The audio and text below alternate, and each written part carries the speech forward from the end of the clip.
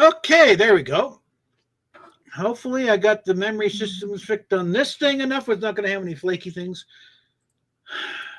So my current record, it would be interesting to compare, Bob, how many of our last several streams have been demonetized on your end in any level? Let me take a look. Eventually they all kind of get the yellow $ on them. So not completely demonetized. Just figured we really can't run a lot of ads on these. We can't do the family-friendly stuff. Well, that reminds me, I could monetize this one. Oh yeah, so do I. On. I need it right now. Holy crap! Let me go and pull this up here so you can get a look.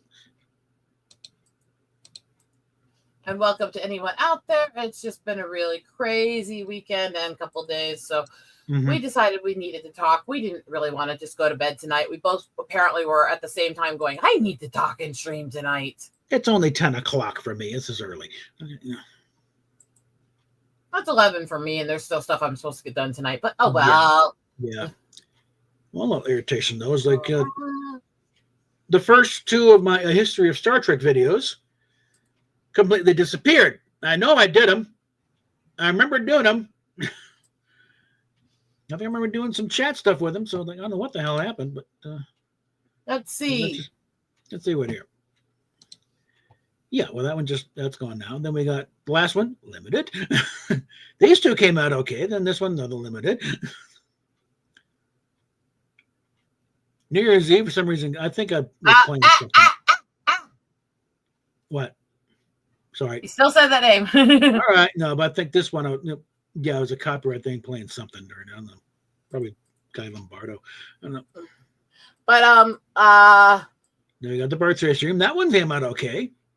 Every stream I've done with you guys in, I think, the last while has ended up at least yellow marked on mine. Yeah. No matter what I actually say, because YouTube's a And then this one, because there was some music playing in the background that I couldn't do anything about. Oh, and I've had a new tick apparently start occurring towards the gnome tonight. Oh, joy. In my AI voice. Oh, boy. Just because I don't want to actually set it off by saying it out loud. I will put it in private chat.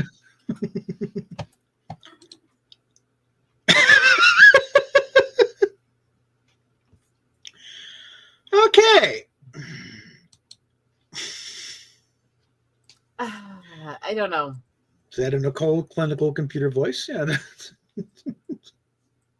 Yeah, it's the AI voice that really makes that one stick. Yeah. Okay. Let's put that on a card. Okay.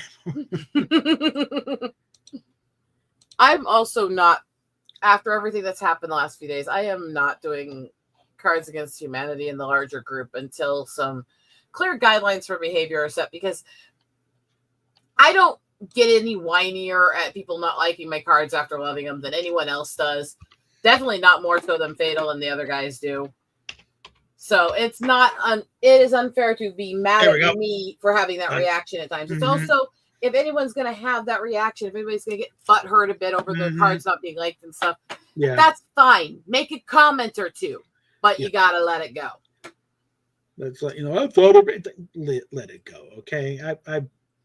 And I'm not going to go into details and stuff because that was a reason I said to nuke some stuff. But this is just this current guidelines because, again, I have all my mental issues, but there's certain lines I don't cross because I'm trying to work with everybody. And I'm going to make sure if I'm going to play the games with people, we're going to have set rules for behavior and conduct with each other. Yeah.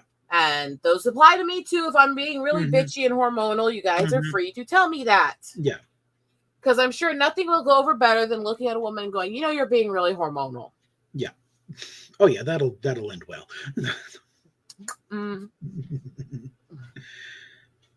My husband tried to calm down woman recently. Oh yeah. He very quickly left the room after, by the way. Yeah. Not a smart move. No. But this boy has been clinging to me all day. Yeah. By the way, can you see how far sunken in he is, just with cat weight? I have a whole bunch of blankets and pillows I use for emergency stuff for winter, and we don't have the closets out there while we're sorting and organizing and getting rid of stuff. So what I did to keep a lot of them out of the way, and why this is actually this high now instead of down here where it normally is from about this height to where he is solid blankets and pillows. The cats really like this thing now. Yeah, and stick a pea under there and see if he finds it. So yeah, what we've done is we literally have just this giant, tall mound of blankets and pillows that are our emergency supplies. And we just keep one of the current blankets we're using as a group over it when the cats are in here. So they're not getting fur and stuff all over the emergency stuff. And that way they have a nice comfy bed and it's out of our way and accessible if we need it. Yeah. Okay, I'm going to... But ever since I did that, Panther doesn't seem to want to leave this spot. He's like, ooh, me, spoiled cat. So... throw some stuff in the description. I'm going to put in the usual list of things, but also I'm going to throw in something because it turns out a gal I went to grade school with is out there. She had a house in Altadena. Now she has a plot of land with rubble about it. She's in Scottsdale right now. I will say several of the fires are actually gaining a lot in containment the last few days. Well, yeah, it's running out of stuff to burn. It's more than that too, because containment isn't just containment requires a lot of things. It's not just that you have a barrier between you and it and you think it's going to stop. You have to have it shrinking there. You have to have it hard for it to actually jump. All the stuff. The containment levels in fire crews are really difficult to achieve. And most fires, by the time they get to 30-40% contained, are going to go out pretty soon. Yeah. So they're gaining percentages. They went from no containment to almost 20 in just over a day. That's really good work. Yeah. You have to give them credit for that, especially with the resources they're being given and the accessibility they're being given. They're working really hard. You do have to give credit and respect to the fire crews from Canada and Mexico that came to help and be very grateful to them. You got to make sure you're grateful to all the right people. And to me, I am definitely just glad that we're getting any help we can get to help these people. Yeah. Let me go and share the page. Stop that. All right. And unfortunately, my situation is that I can't, do anything myself. But, like I said, I went to grade school with this kid. The kid, she's my age. But I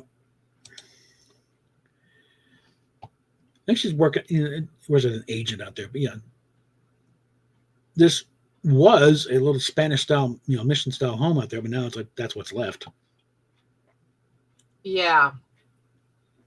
Got her dog out of there. So, it was a rental property. It was not even her house. It's going to be really difficult for a long time. And while some people are going to get money back and help back, it's going to be a battle to do so. It's not going to be cut and dry. And we all just need to be compassionate as we can, as much as we can. Realize that we need to support each other through this and keep trying. Because in the end, what we have is the ability to help each other.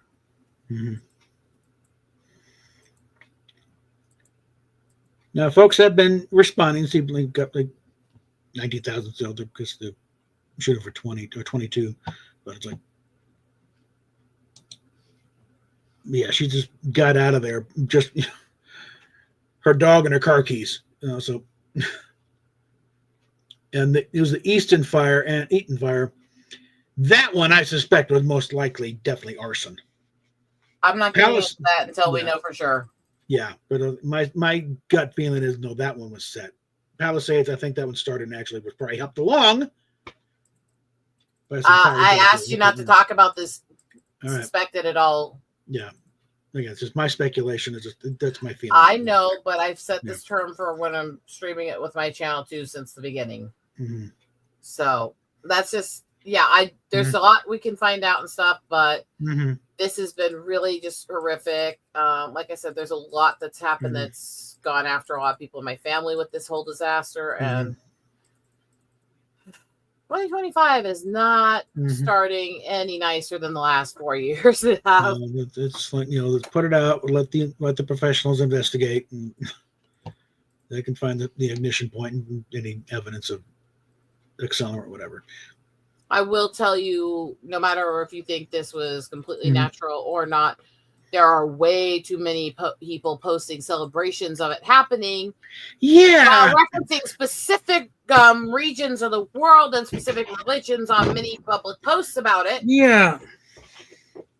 And I don't care if they're just celebrating the demise of people they don't like or if they are involved in it. I don't care. They're disgusting pieces of shit for doing it. Yeah. Allah's revenge? I don't think so. Don't actually say it. I avoided saying it for a reason. Yeah. It's like you want to start saying that.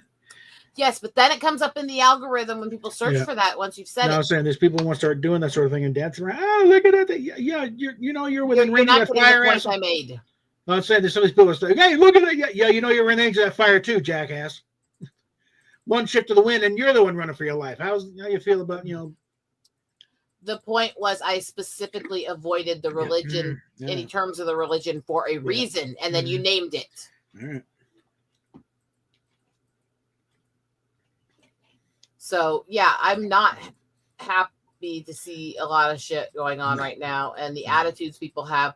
And honestly, a lot of people are having, first of all, Gibson needs therapy. Something is definitely wrong in his head. And to sit there and go on a place, basically the night you lost your house and go on some weird conspiracy theory tirade claiming that you can use your diet to cure diseases and shit. The night you lost your home, you need therapy. I mean, that's not healthy. He may have been trying to change the subject. No, I actually watched. This was nutcase shit, and he really was acting like he believed it. And he was saying you could cure things like what the gnome went through with it. We're not doing it. We are not talking about conspiracy theories on this. I refuse, flat out. Yeah. Mel, stay in your lane. Love you, but no. And I'm sitting there going, look, I've defended Gibson a lot because I do think that he's not how people have portrayed him. No. And I think most of us would genuinely say horrible things if somebody had screwed us over as much as his ex did. Yeah. I'm not saying it was right. I'm saying he was pissed off, drunk, and wasn't using his common sense. Yeah, and also pissed off, seriously pissed off drunk when he had the cops come over and he called one of them sugar tits. It's like, okay. There's a bit of me. We don't need the sobriety test. Okay, you're clearly off. There is a bit of me that thinks he is actually a bit of his character from What Women Want. Probably a bit arrogant man's man. A little bit, and a little, little from Lethal Weapon. He played that one pretty well. I think he needs some help, but I don't think he's a bad heart under all of it. I think he's just really messed up and needs help. Yeah, because when they tried to cancel him, a lot of people came for no. He's a and I don't know. It may have been when Britney Spears. I think he's got a place in Costa Rica. Come here. Let her hide out there for a while. And he's real bit helping the Jodie Foster and other people. So they would personally work. No, he's fine. He's a personally lovable guy. It's like no. Speaking of working with Jodie Foster, I was trying to get into that when you kept talking over me there. All right. That one thing I will say about him is I actually really, really do love the remake that he did with Maverick and the work with James Garner in it. I actually thought, because I struggle with that line. Western stuff has to be played perfect or I don't like it. And I am so finicky on that. Yeah. And that one, because they played it so well, and the jokes were both at natives and in defense of natives against the abuse they went through and stuff, were really well done in that. And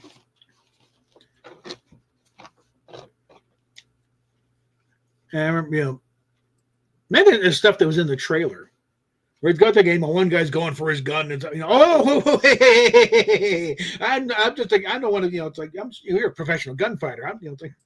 I don't really spend any chance at all. No, not a chance at all.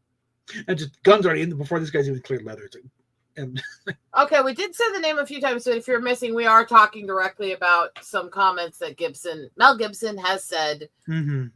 in the wake of losing his home that really make me think that he needs some serious psychological help at this point. And I'm not saying it maliciously. I'm saying it as in the weird tirades and the conspiracy theory tirades and the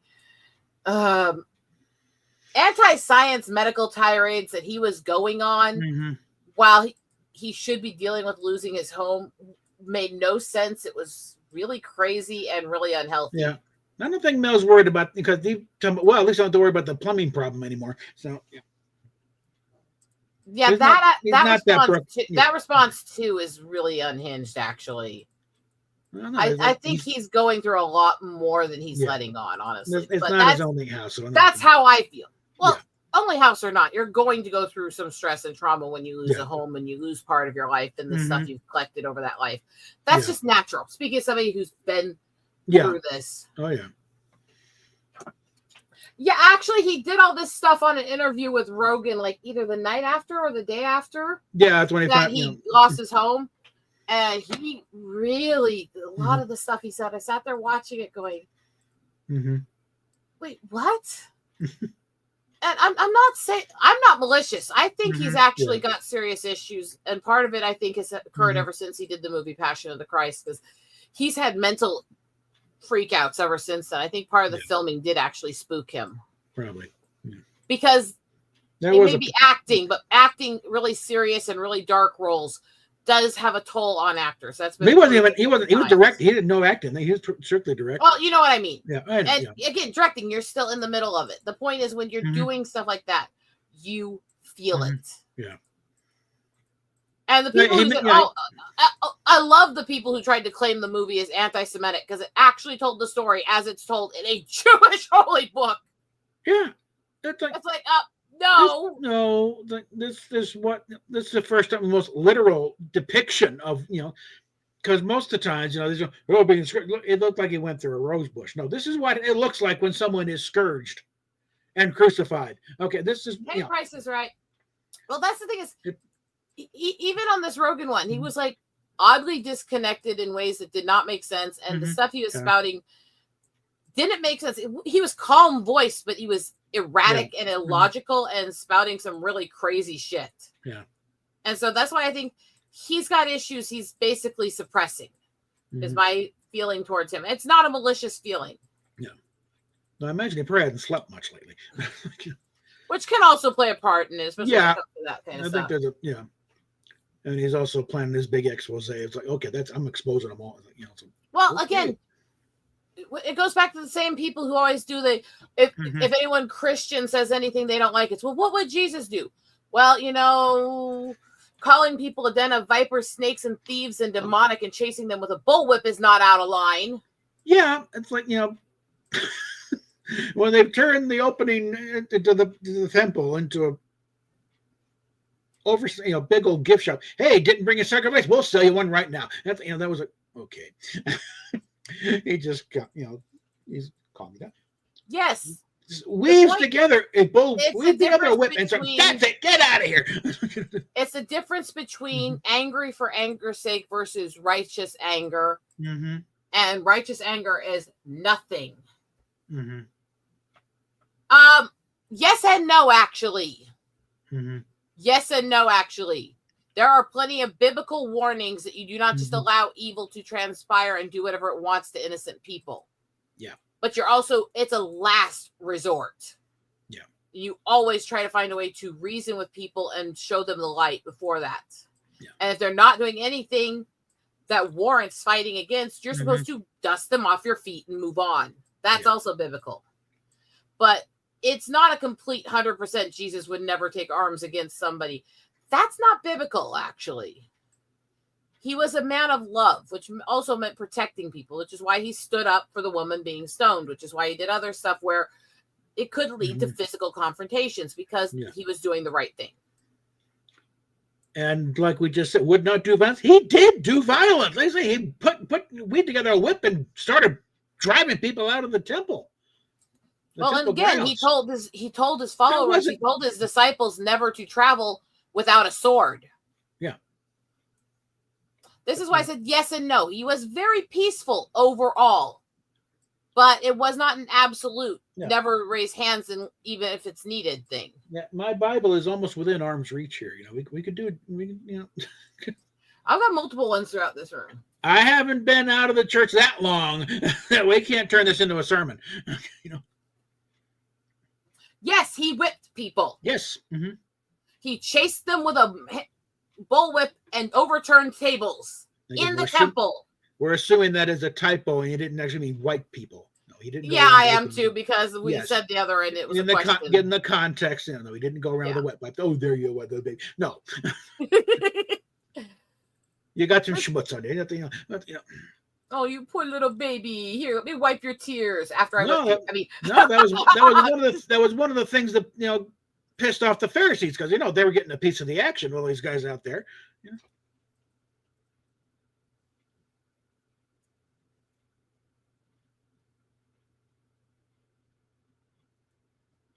Okay. Which gospel account? What are you defining as hurting people? Because fighting, it depends on the context of what you say. I'm pretty sure it wasn't tickling. Okay. Yeah, I don't think a bullwhip tickles. Okay. Yes, actually, and that is right. Price is right. In Revelation, Jesus is supposed to be the head of the start of the final wars and the rise on earth. He's not supposed to be docile and timid in Revelation time. He's supposed to come in as a lion, ready to devour the wicked. Mm-hmm. So let's see. This is a biblical scholar debate tonight. This is not where I thought we were going to end up going, but okay. Yeah, I'm sure my dad is up there laughing his ass off right now.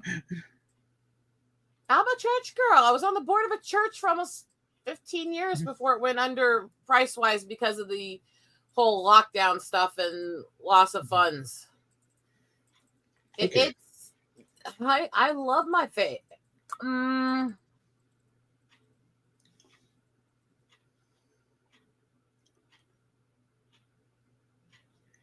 Good. Entering Jerusalem.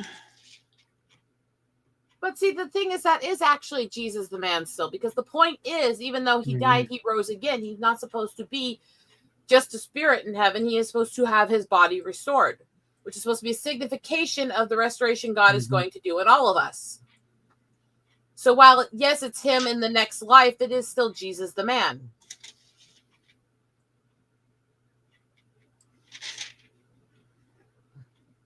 And I am in so many ways a weird little nerd girl.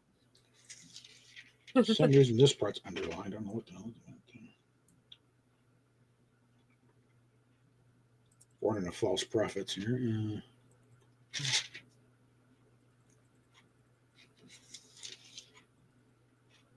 Okay, apparently Matthew does not go into driving out the money. Let's move on to Mark.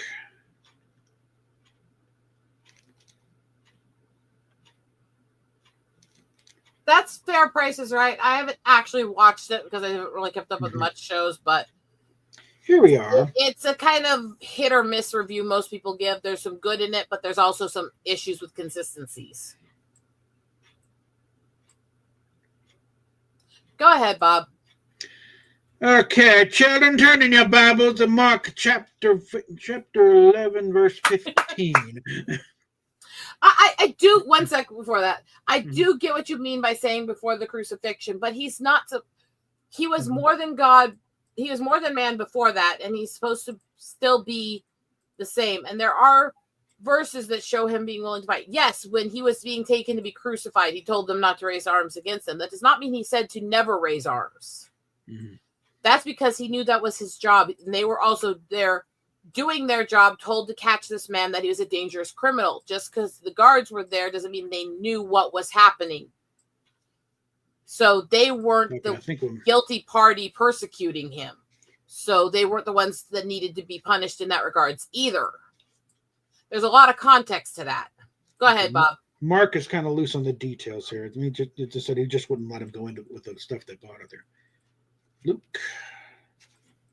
I know I've gone through the story, but it's been a while, so I have to remember. Yeah, It's all in. and there's references to those things that aren't just in those 4 books too. Yeah. But yeah. Zacchaeus. Triumphal entry. Here we are. I have no idea what you're talking about with that one, so no. I'm not the last question, if you've ever seen, and I don't even know what that statement's supposed to mean. I don't know. They've tried to do action Bible with it, most things I prefer reading as to watching. Mm-hmm. Yeah. And that definitely goes with faith too. Okay, Luke is also John.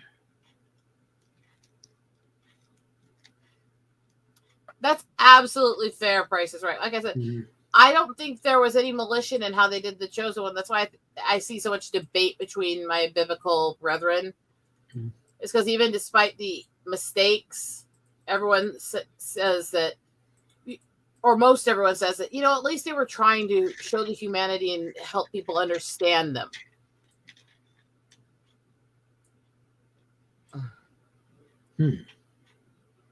You got to figure out, I know it's in there, but I also will tell you not everything happens in everything. Yeah. Welcome, Sashi. So it's a complicated thing. Most things are not as simple as we tend to make them, and yet some things are far more simple than we also tend to make them, which makes it weird. Or to quote an old comedian, the Lord calls us sheep. Why? Because sheep are dumb. The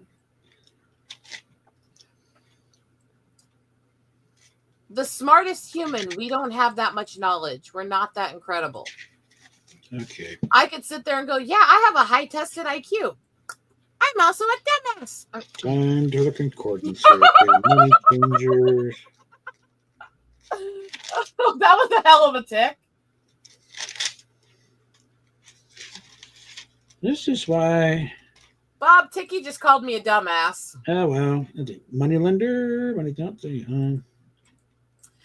This is why I usually have all my notes, but I don't have them on me over here right now. So yeah, if I knew it was going to be, I'd prepare some sermon notes before doing this. But 1 sec, give me a moment to do a little research. Yeah.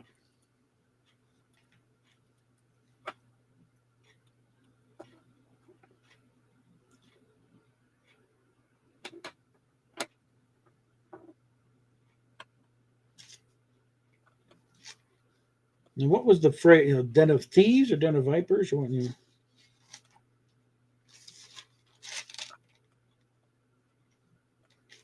Well, let's see.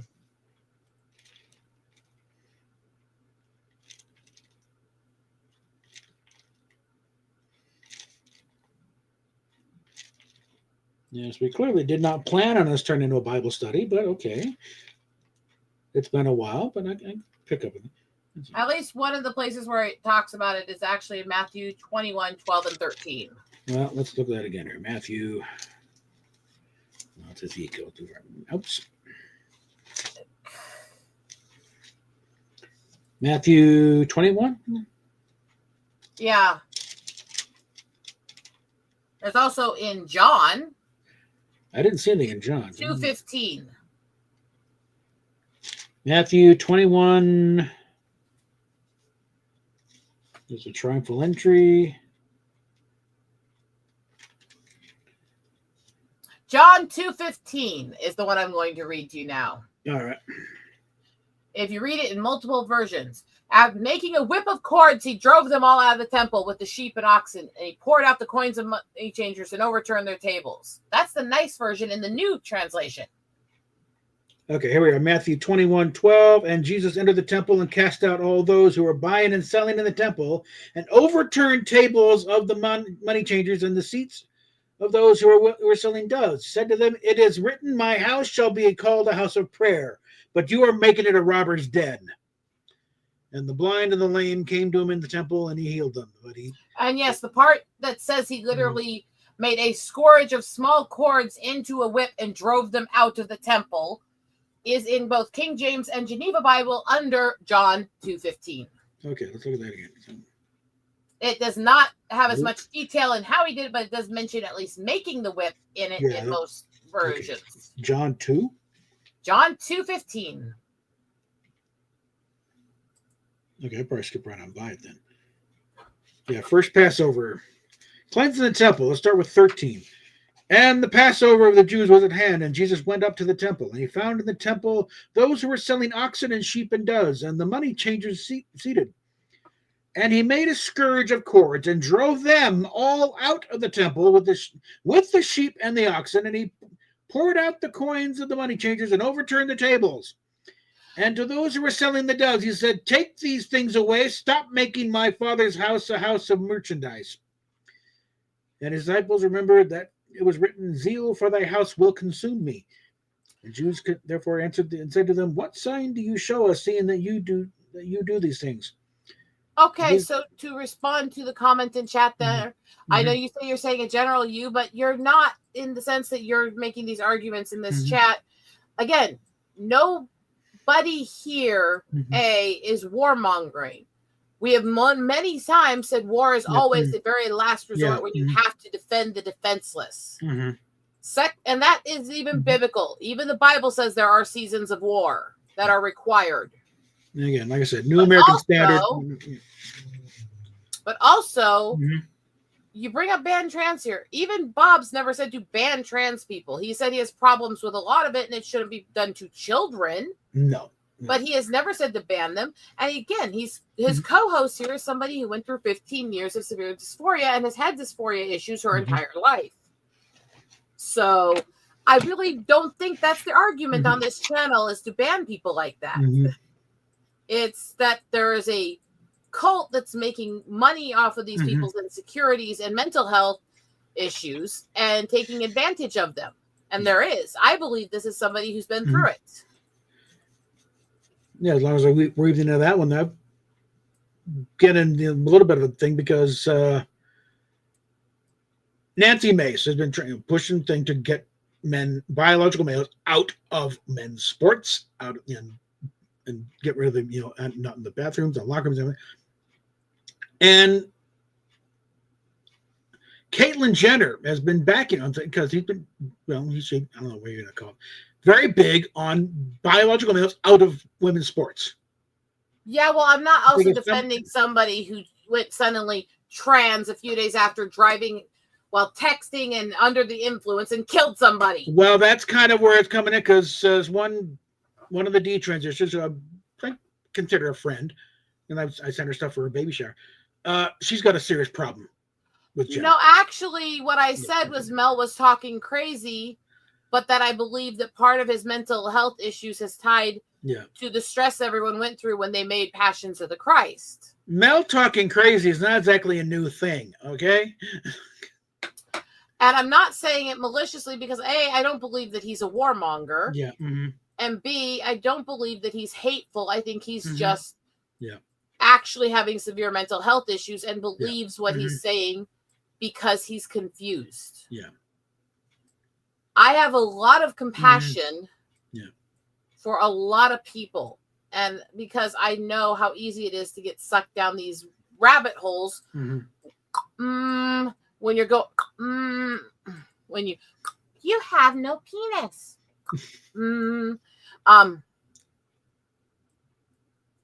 I think Jenner did go through the surgery, so no, he doesn't. I have a lot of compassion because I know what it's like to have all these weird issues people don't understand, and I understand that doesn't mean a person is malicious. That's why when I looked at how crazy this interview with him was and the insane shit he was claiming, my reaction was not to say he's an asshole, but to say something's wrong and he needs help.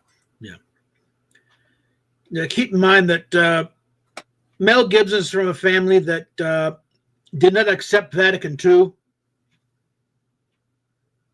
which main thing with that was to dump the Latin Mass. It's like, do it in English so people understand what's going on.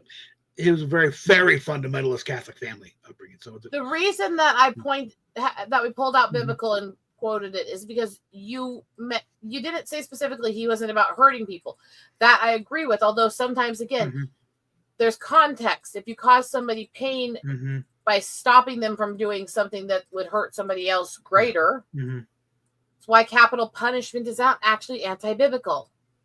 But I also don't believe that it could ever exist except for as a very last resort. My point was, when you said that Jesus would absolutely not be a man of war at all, that extreme black and white of it is not fully accurate. And so being a woman of being a woman of faith, I feel I have to make sure that things are accurately portrayed about faith. Not in a malicious way, or not to say that I'm okay with everything that's been done in the name of faith, because I'm clearly not. God.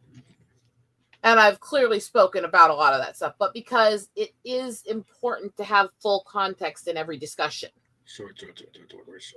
Not to try to gotcha anybody, not to try to make you agree, but for also anybody else watching to understand where our discussions and where our viewpoints are coming from. Okay, Matthew 10:34. Mind you, this is probably the most I have looked inside this Bible in 40 years. Okay, so this is your fault. Okay. It was 10:34. See, Bob's not a man of faith. I am a woman of faith. I grew up in the church, and I was like, really? Matthew 10:34. Do not think I came to. This is red letter. This is Jesus, man. All right. Do not think I came to bring peace on earth. I did not come to bring peace, but a sword. For I came to set a man against his father, and a daughter against her mother, and a daughter-in-law against her mother-in-law. And a man's enemies will be the enemies of his household. He who loves his father or mother more than me is not worthy of me, and he who loves his son or daughter more than me is not worthy of me. It's kind of laying down, throwing down the gauntlet there. Okay. Again, that does not mean that he was not a man of peace. He was, but there were exemptions and exceptions. But it wasn't a pushover. This is when I talk about people who use faith as a way to say that you should never defend yourself. And they misquote and misuse turn the other cheek as a way of saying that you should never defend yourself against somebody who's trying to harm you or attack you. That is not biblical. No, it's like, let him hit you. Let him hit you twice. Okay, let him. Okay, do it again. They do that. Okay, now it's on. Okay, give them a chance to talk it back and tuck it down. But if they follow through, okay, that's it.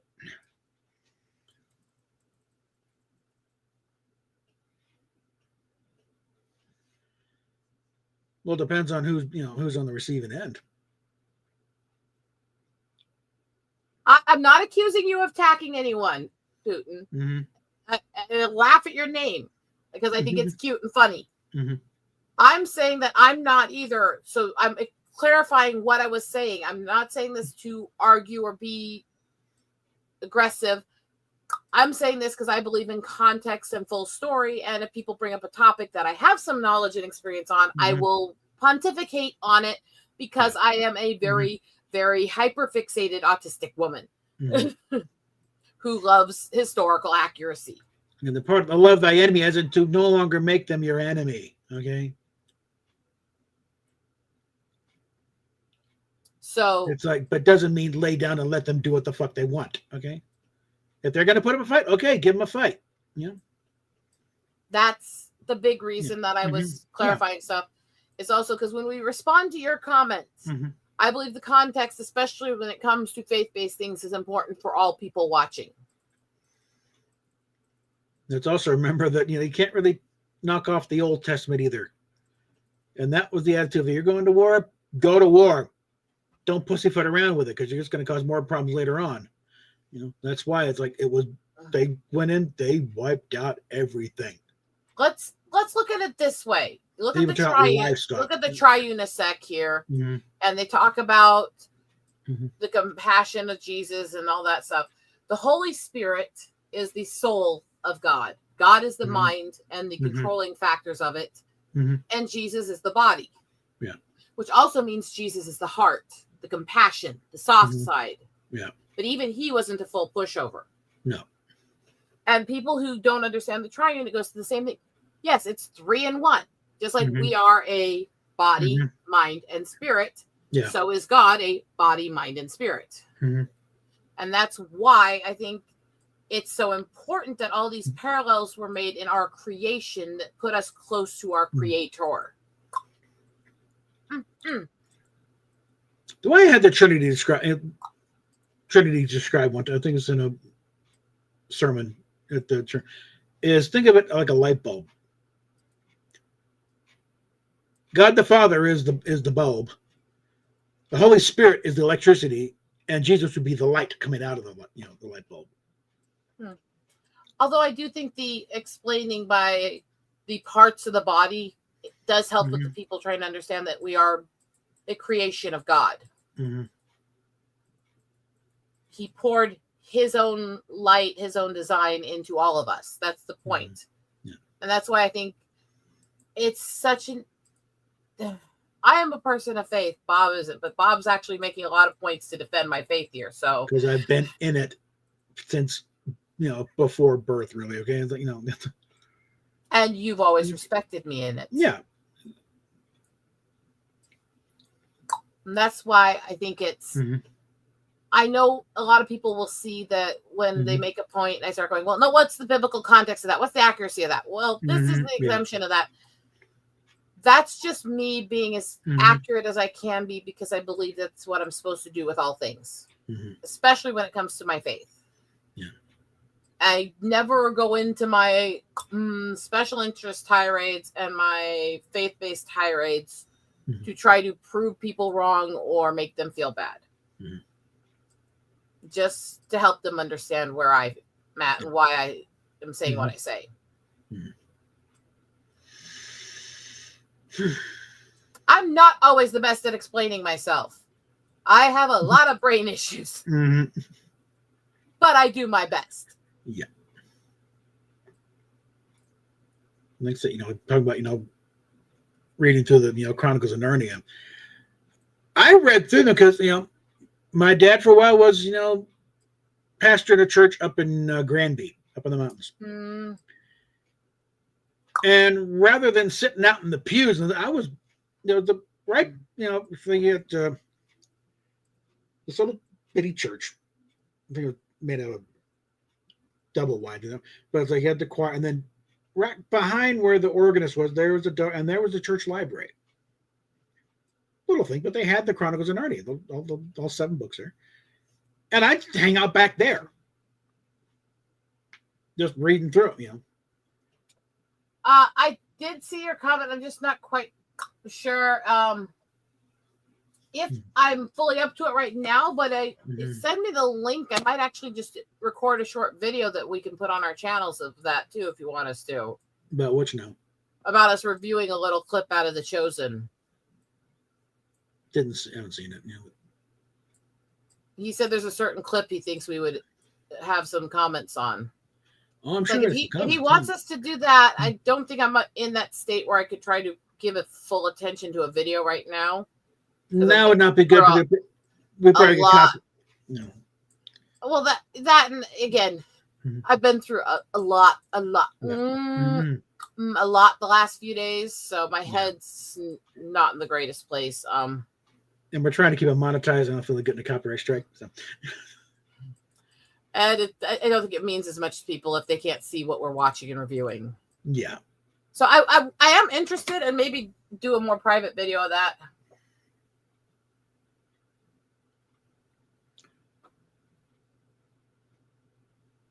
Okay. Maybe I thought I saw all of them, but I commented on it. Now, Mello's been through a lot. Okay, he has been through a lot of it. Not all of it his fault. He's got a few chips on his shoulder regarding Hollywood. So, and he's threatening he's going to expose everybody, every pervert out there. So I'm like, okay. I thought so he's a little on the edge. Okay. Love thy enemy does not necessarily mean that they get a free pass to do whatever they wanted to do or whatever they were doing. Yeah. Nor does it mean, again, it's like turn the other cheek. yes, we're supposed to a point, but we're also not supposed to just allow evil to happen either. There's many edicts about being evil if you allow evil to transpire as well. And it's a case-by-case situation. Are you fighting back in righteous anger, or are you raising hands because you're having a temper reaction? Are you trying to, you're trying to protect somebody else, or are you just getting your own licks in? Yeah. And I think that those are important distinctions in that discussion, that debate, that whole situation. Yeah. And so I don't think it's necessarily a cut and dry situation, because loving somebody does not mean you allow them to do whatever they want. My mom loved and dad loved us implicitly in so many ways. I had very good parents, but they told us flat out if we screwed up enough, they'd turn us in. Yeah. From the beginning. I see. That they love us implicitly, but they will not allow us to harm or hurt anybody else. That was ingrained in what we were taught as children. That you cannot just get away with things because you are loved. And that there will always be stern consequences. And yes, sometimes those consequences hurt. Yeah. Again, there's a difference between, are you raising your hand against somebody in anger versus are you refuting what they did? And this is also why, whether you believe in spanking or physical punishments or not, biblically, you were warned not to ever raise your hand to punish in anger. No, because you're not supposed to while you're still angry, because that makes it easy to go from calm and measured response to actual full abuse. Yeah. Okay. Well, again, I don't want to risk, getting demonetized right now because,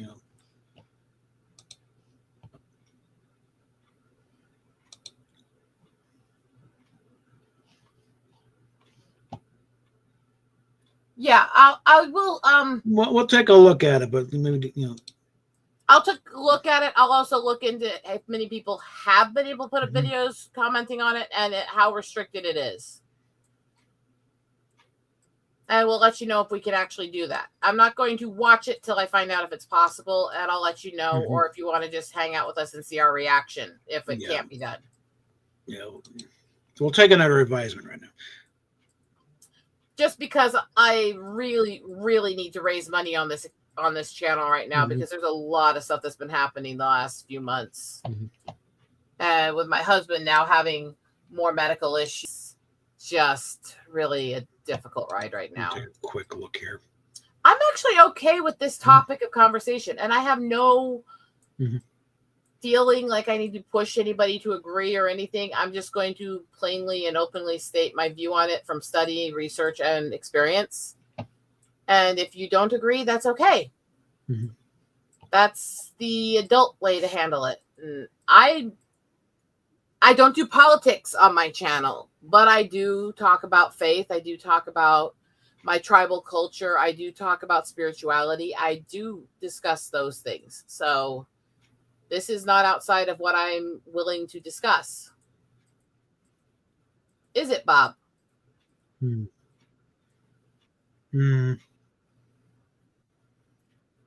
I am still a weird woman. Okay. All right. I don't know what the hell's going on here.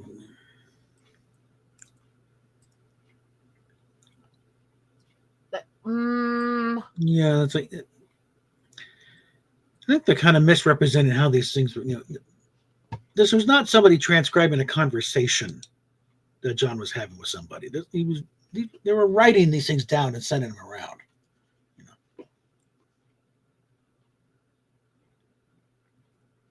Bob's channel is mostly Trek and nerd stuff, but we have discussions and debates that go anywhere, and he is absolutely willing to go down almost any rabbit hole with people. But we are also co-streaming this to my channel, and I do not do a few guardrails, politics or a lot of that kind of stuff on my channel. And I am very measured on certain things because of personal experience and issues. So I'll not be breaking out the Rush Limbaugh bit, right? Just okay. Again, just because we use, I do use the Pretenders, My City Is Gone intro. They think that automatically gets copyright claimed. So that's one of those where I don't care. It's like, fuck, I got to do something. That's the format. Well, that's because you're a crazy asshole. Anyway. Yeah. And still a diehard ditto head, okay? Rush's birthday the other day, so that was kind of like, when the whole thing okay, enough. Oh, yeah. Anyway, Dead man. Hey. Dead man. Hey. Let's see. Is Fortnite finished updating yet? Panther's doing okay. He's just sinking way into the blanket and pillows up here and relaxing. He's a very affectionate playboy, aren't you, Panther? Yes, you are. Come here a minute. He's like, I don't want to come here a minute. I'm on my spot. You, man. Okay. Looks like Fortnite is finished updating. So I don't know if I can stream yet on this thing, but should be able to get in there because all the Godzilla files should be in there now. That's good for you, Putin. And hi, Dead Man. Oh, you make a lot of bad jokes. Anyway, say hi to the precious baby. Say hi to Panther. Meow. Well.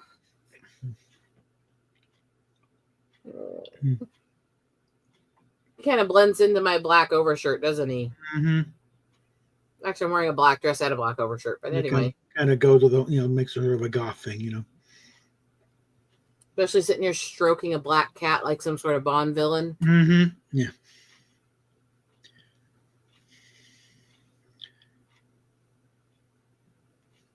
Yes, now, Mr. Bond, I'm going to describe how I'm going to dismember you piece by piece with the piranhas. Yeah, or whatever you think.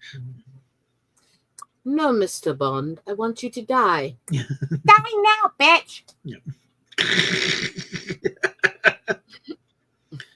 Thank you, Tiki! Yeah. I've seen a few bits of the Gert Ford, but he wasn't that bad. They didn't have the double. He sounded okay in the stuff I've heard. He's a good kitty. He's such a good kitty. Yes, he is. Oh. I mean, so he didn't speak English. He understood enough that he could put the intonation right. So he didn't have to do that. It's okay, man. It's okay. But like the trailers they had, that choose your next witticism carefully, Mr. Bond, and maybe your last. Shut up. Sorry about that, Chief. You expect me to talk? No, Mr. Bond, I expect you to die. Actually, I think Bond overall is overrated, but doesn't mean I can't make the jokes when it's workable. Yeah. I have offended people in our inner circle because I told them I don't like Bond. Yeah. You got to look at Goldfinger at the time it came out. It was building up. Dr. No, even by standard of the Bond films, is frankly kind of boring. I would rather watch Get Smart Nude Bomb Spoof Bond than any Bond movie. Yeah. No, Rush with Love. There's some issues I have with that production-wise. I think they kind of reused the Bond theme a little too much in the wrong circumstances. Like he's looking around the room, trunking for bugs. That's not the time for that Bond theme, okay? But I think they didn't have the budget yet to commission original music yet. So there's, okay, we need music. Good boy. Music. I thought they could just. Okay, Panther, I'm going to put you back in the window.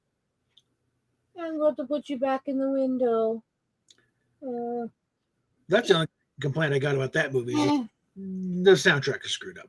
Honestly, I've always found Bond overrated, but that's a whole personal thing. I'm very finicky and hard to get along with on some things. Mm-hmm. Fortnite is a game for children and people who want to shoot them. I think I played with Dead Man once or twice. So. Might be. Yeah, it was back when Come on. With Mary and stuff. So we got in on those games once in a while. Oh, go on up there, Panther. Good boy. Hey, you just don't me. He's like, I wasn't done. What the heck? Yeah, who gave you the night off? Come on.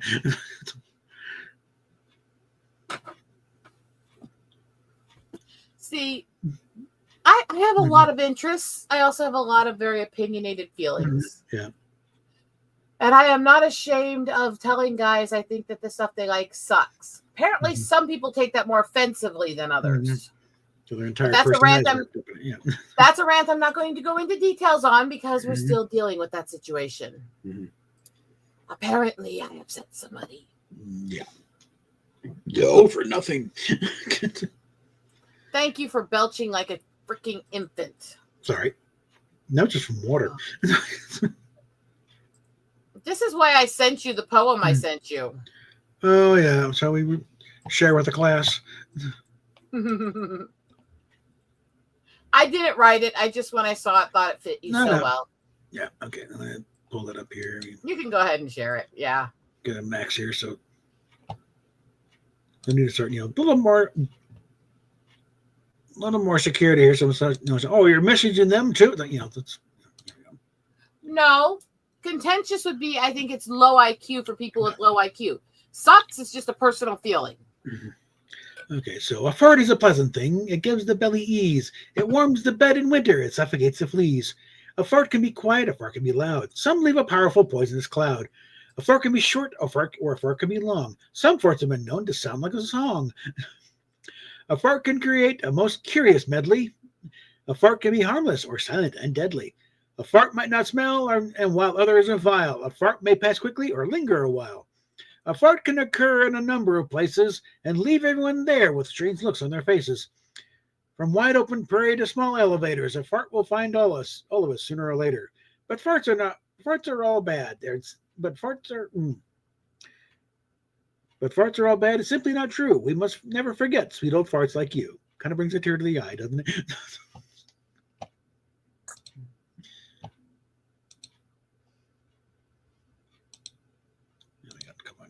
I got into a big old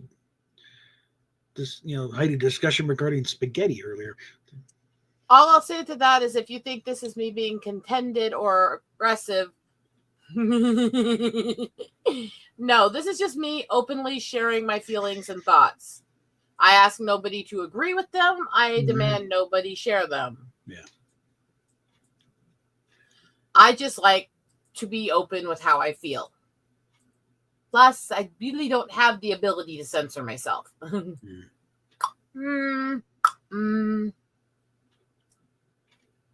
Bitch mode activated.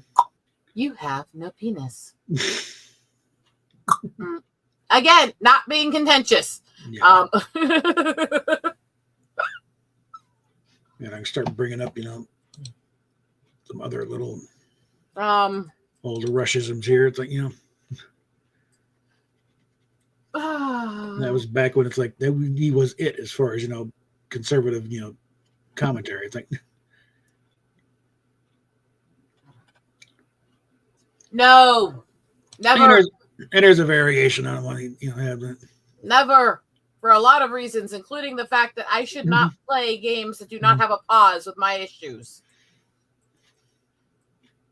That's really bad for me.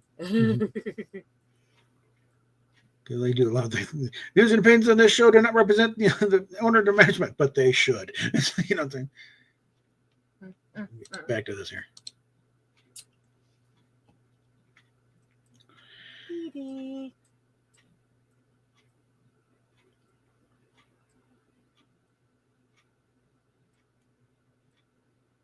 No, we had because one buddy, Sinead Watson, distant relative, only because like my grandmother on my mom's side was a Watson, so okay, and it took a little bit for because I'd been told it was an English name. No, it's a Scottish name, Clan Watson.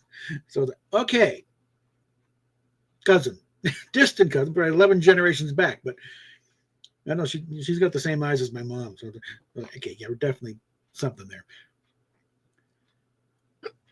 But she is a big food snob. She excellent cook. She, about the same. You need to do a cooking channel. It's like channel. You have the channel. Can't all be about detransition. Like, hey, let's see. See you do some of this stuff. And she's tempted to. We had a big old thing because you mentioned, the food crimes, about people breaking pasta, breaking spaghetti, and that started a whole thing. What's wrong with breaking spaghetti? It's like, you heathens.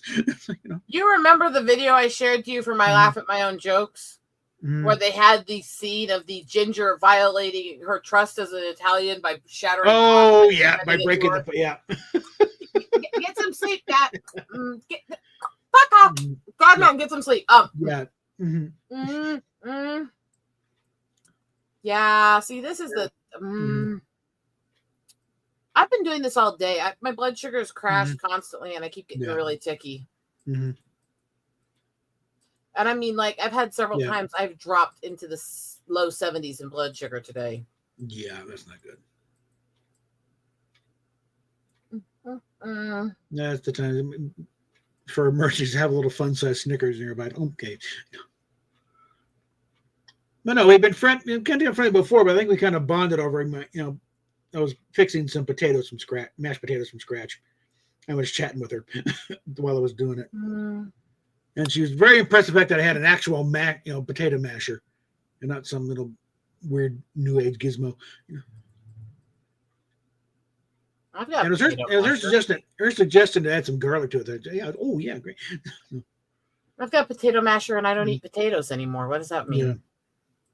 Well, it's useful for more than just potatoes. I mean, I could think of other things to mash that I shouldn't mash. Yeah.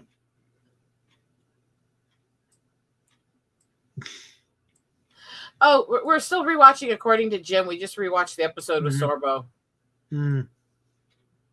He was such a douche in it. Yeah. Well, you do realize what starts a lot of the issue in that episode, right?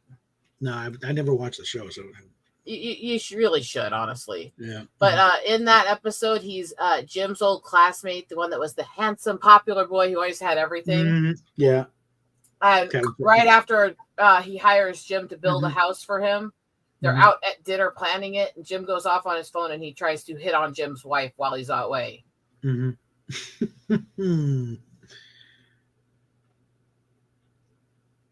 So it's like, yeah,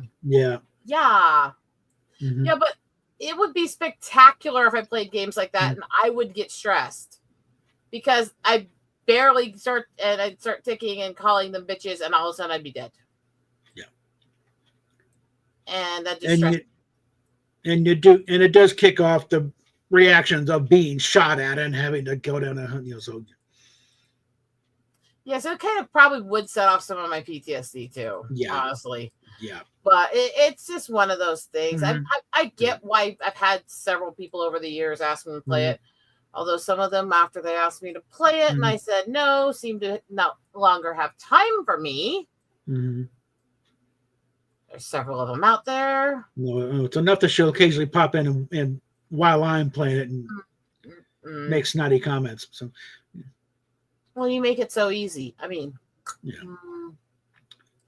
keep playing that kitty game. I mean, well, when the stupid thing keeps locking up on me, the connection loses. I'm stuck there standing. Oh yeah, while he's standing there, unable to move and getting shot in the back, I'll sit there and make smart ass comments at him.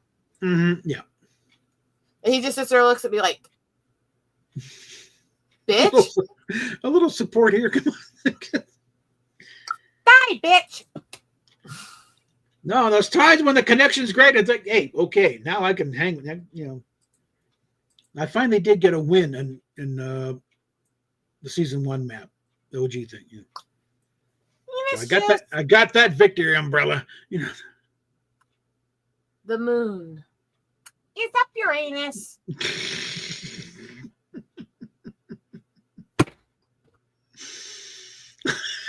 That's a new one. I don't think I'll include the moon part, but I'll definitely be. That's an old saying that was a joke, goes back a while. And I was playing with that joke earlier, and for some reason it's turned back into a tick. Well, I'll put up the up your anus so we can play with it later. So, that sounded wrong. Uranus. The moon is up Uranus. It's a play on planet and moon. Oh, okay. Let me come on with it. Eat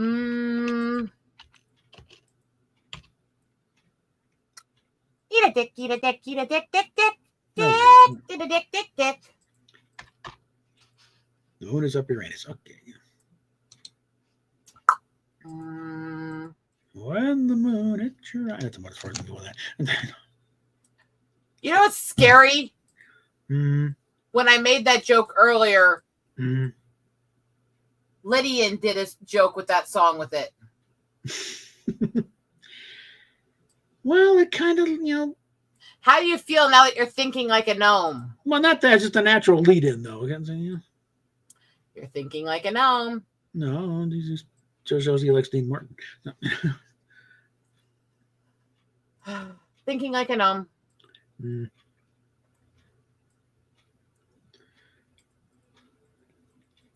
He's a lovable gnome. Yeah. But you're still thinking like a gnome. It occasionally crosses the line to be smacked back a little bit. No.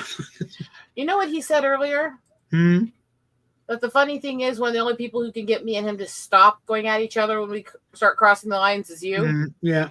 It's like, because we're both from these cultures that say to respect and revere your elders so much that when you sit there and start going, children, at us. Yeah. I will turn this chat around right now.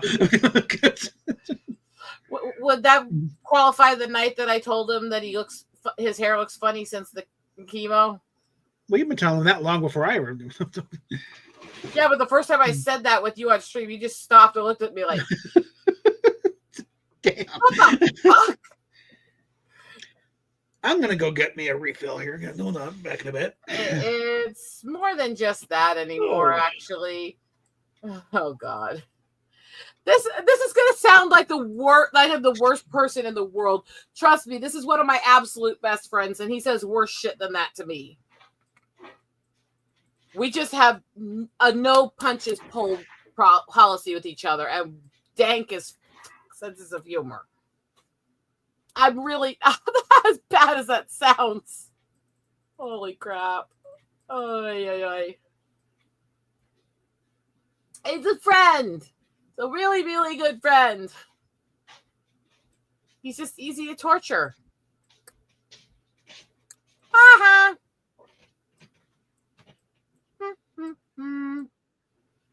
I'm getting tickier again. That and one of them up. I mean, Avalanche back here.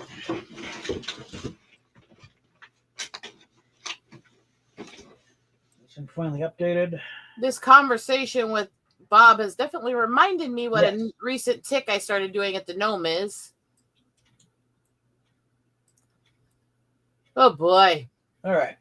I have all prices right because that sitting. My poor hapless defenseless gnome. A few days ago, I started ticking something at him that I've apparently been ticking at him for several days.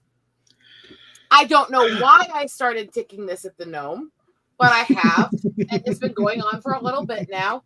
Where every so often I just start ticking chemo hair at him. Shall I note that one down? Sure, why not? And I'm sitting there going, this probably makes me sound like a psychopath who's trying to hurt somebody who went through cancer. It really isn't. He has said worse shit to me. Mm-hmm. And he's one of my bestest friends in the whole wide world, and I love him to pieces. That's why I torture him. Yeah. That's the price to be considered part of, being like family. It all depends on what family you're from. True. There's families out there you definitely don't want them to go, hey, I look at you like family. And you're like, oh, I am so fucked. Like say the Manson family. Hell, there's parts of my family I don't want to be called the family to. Mm-hmm. Actually, what I'm thinking about, I should probably go ahead and put Ancestry back on pause. Because that kind of showed up. I knew it was coming, but Price, I do not want to think of you like an uncle because I don't think you're the creepy uncle that likes to say pervy shit to you.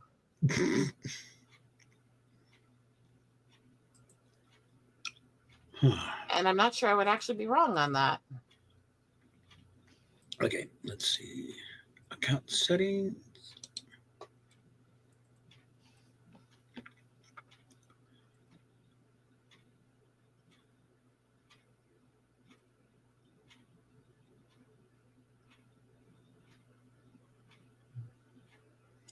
Actually, it doesn't start back up for another 3 days.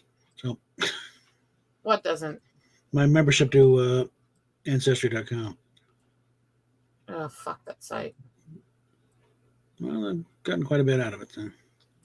You do know they're the one that actually has the database right next to the NSA data storage facility, right? Yeah, and they also got a lot of the Mormons there too. So hold on.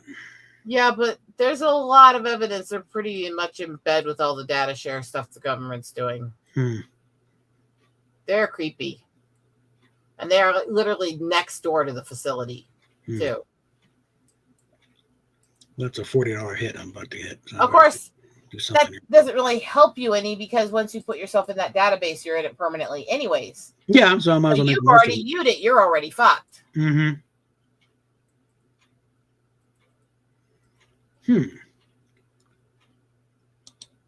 I can decide who inherits my Ancestry account.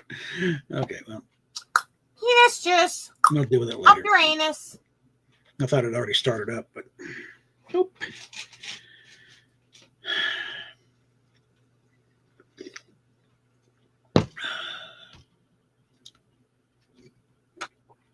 That's the reason I don't want to call you uncle, okay? Because we're very open with each other about how we are.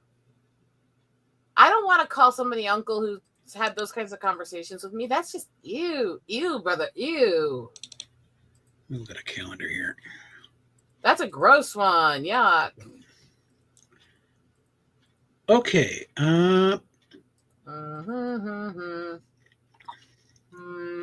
Okay.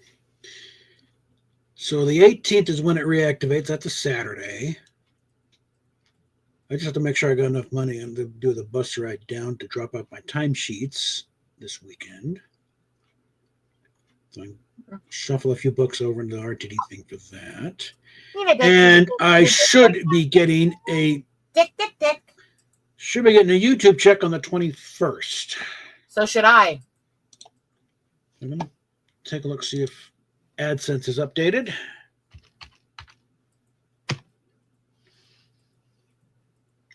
Although I don't get nearly enough support for all my stuff I do. Yeah. Yeah. All right. Showing 110. So. That should be your check this time? That will be my check, yes. Mine should be 120 and something. So anyone thinks, oh, you're making that YouTube. Yeah, that's the YouTube money, okay? We ain't exactly, setting the world on fire. Unless you're a really giant channel, it's not much money. The expenses do not warrant it. Yeah, you got to get over 40,000 subscribers to really start making a regular check. And even that's not very regular. It just means you're getting paid on a regular basis, but you're not paying the same amount.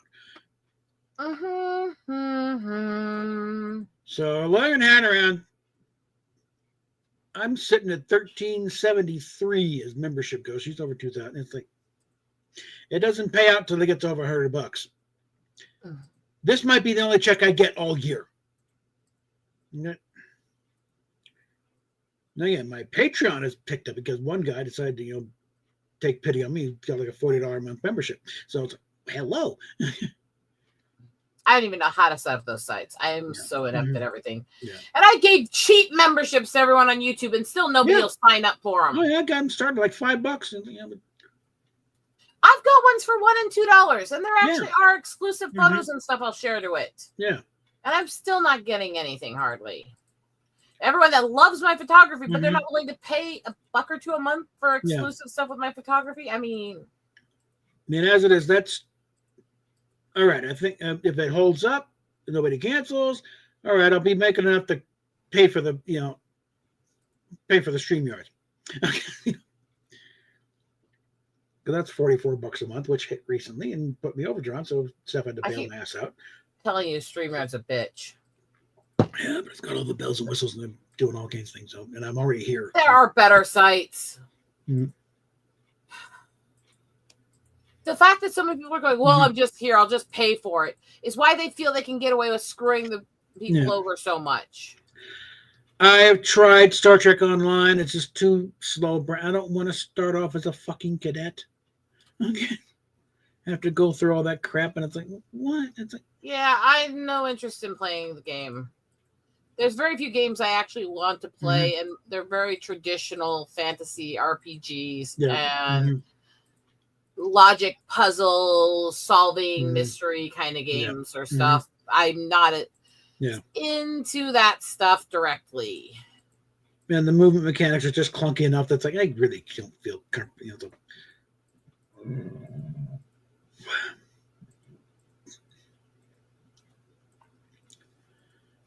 From everybody I know that plays Star Trek Online, my assessment of that game is it makes people turn into psychopathic rage monsters who are angry at the world every time they play. I just want to give me my ship and let me start, doing things. I'm not sure why I would want to do that to myself.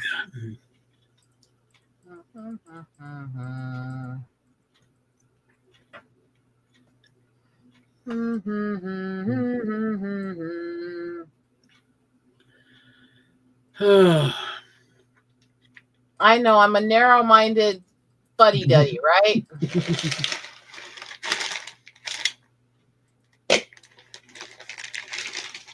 Down here. Ow! You're making a lot of noise. I'm trying to get it away from the mic. Shut up your ass.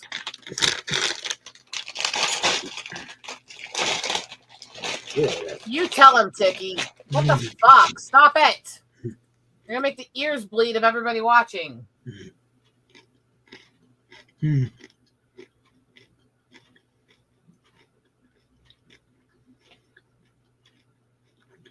I said almost everyone I know who plays the game says the game makes him rage like a psychopath. If you can do it, fine. More power to you. I ain't one of them, man. I didn't say all. I never say all. I know a lot of people that brings out the ragey side of them. They're always having issues trying to get it to work right. They're always getting mad at it. And I have a very short fuse at a lot of issues. I don't think it's a good idea.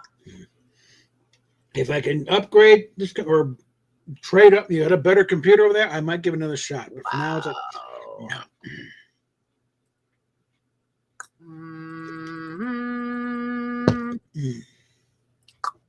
Yes, Jess. But they also figured a large part of the problem is this: it doesn't like this computer anymore online.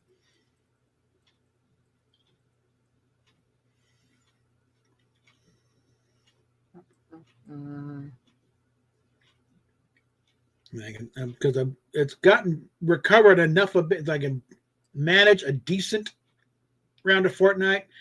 Not enough, I think I could stream it. There is no such thing as a decent round of Fortnite. You get that shit straight first. Well, I'm thinking I can actually occasionally get a game in. Ew, Fortnite, the game for children and people who want to shoot them. Get the daily task done, and level up. But I'm not going to torture the viewers with trying to watch me. Okay, and it's locked up. So while we're waiting for that, I'm going to do a little thing on my phone. You can watch the top of my head in the corner while they're standing there. I mean, isn't that how you usually stand there? I'm a big rage monster. I yell at fire a lot, and I shoot the kids in the game.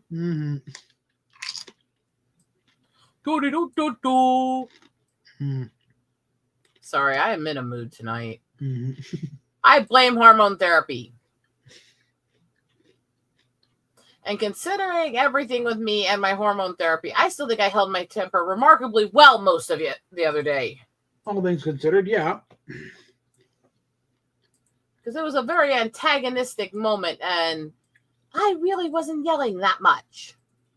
Until the last moment. They're also part of the thing is like, nobody was jumping to because after that, I think weren't really paying attention to what was going on. But it's like, so it's like, oh, we're going to blah, blah, blah. Wait, what the hell is he talking about? And then the ammo dump blows up, and it's like, what the fuck just happened here?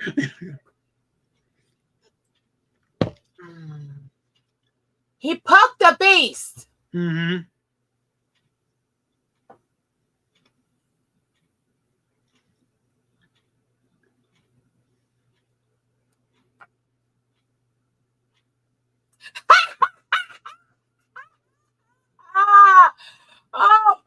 entry. Perfect entry.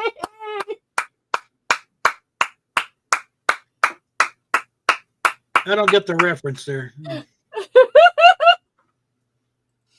would you like to explain to him what you're saying?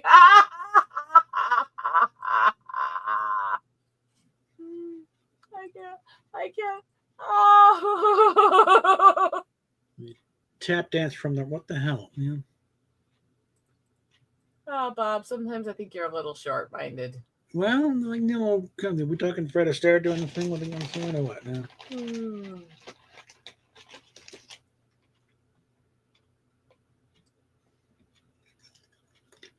You're going to have to help him. His brain's not working.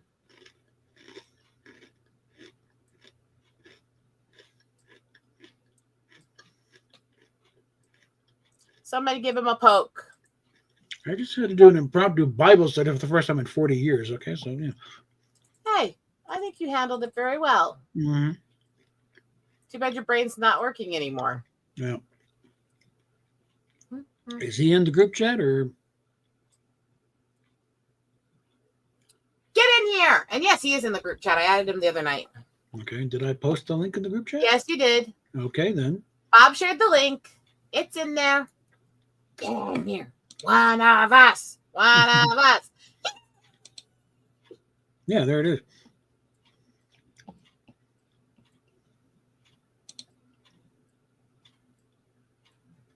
The darkness will consume me. In misery it will bind me. Will none so clearly redefine me. Okay, there we go. There is definitely something psychologically wrong with me. Mm-hmm.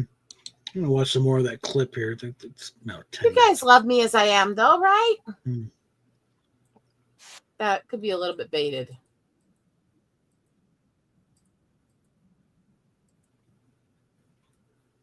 Wow.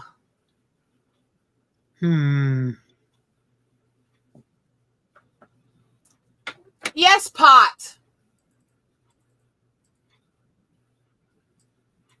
Price is Right. You are absolutely fucked in the head.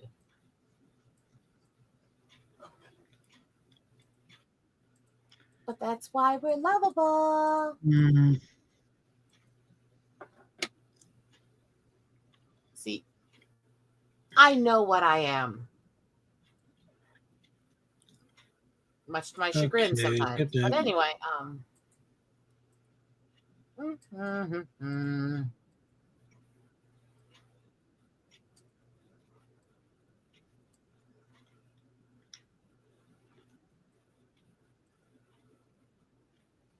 Okay, what they're presenting John 3:16 as a discussion between Jesus and Nicodemus. That's not how that went. It was John was writing a letter to people.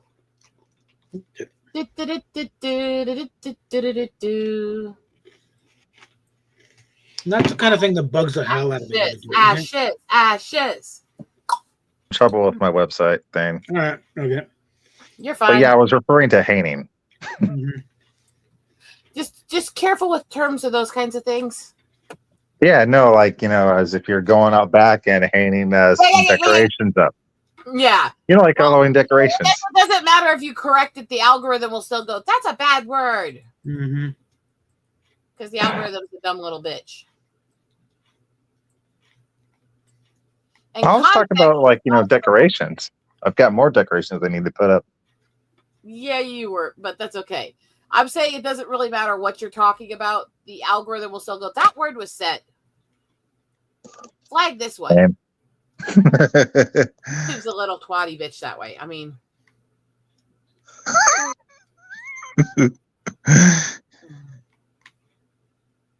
But I said, good girl. Let's see. Where is it? Where's my damn glasses? Ah, there they are. Where I can see. I just got to turn the TV on. I got to kill a whole bunch of monsters. Mm-hmm. Playing that old game, Yeez. I'm going to bite my tongue and not say any of the inappropriate thoughts and jokes I just came up with. Yeah, no, it's That's Good girl for not saying them. It's the Ulfin Felganan. Whatever, Felgana. Yeah. Whoops, back it up. Yeah, it's a good RPG. Okay, hold on. Yeah, turn the volume down though. Penis juice. Actually, I think maybe that's Yeah. Damn it. okay. I stand corrected on this one. Bob, are you losing your mind? No, just mixing it. Wasn't. Bob, I'm not stupid. I know you've lost your mind. No, just again, it's been 40 years. I thought that was lost a long time ago. I thought it was the epistle. No, it was the gospel. So yeah.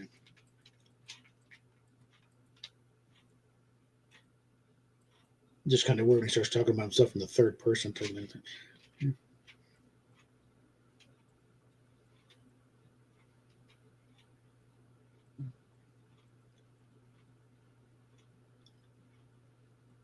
And also, generally, they don't. The verse is thrown out all the time, but never with the context around the whole thing. So yeah.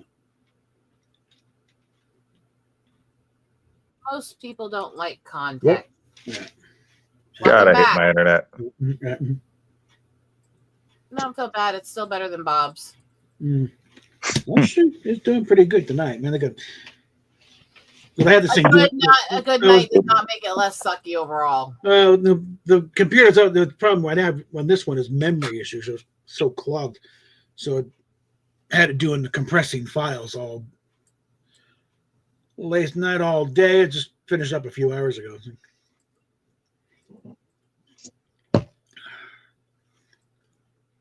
The rest of the day's been arguing with this thing over here. And also didn't have to redo my history of Star Trek videos. The first two have somehow disappeared into the ether. I know I did them. Yes, but the internet hates you. The third one's still up, so at least there's that.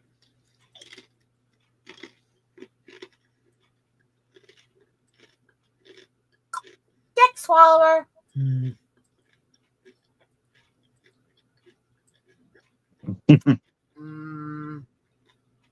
So, what have you guys been up to today? About 5'8" and bitchy.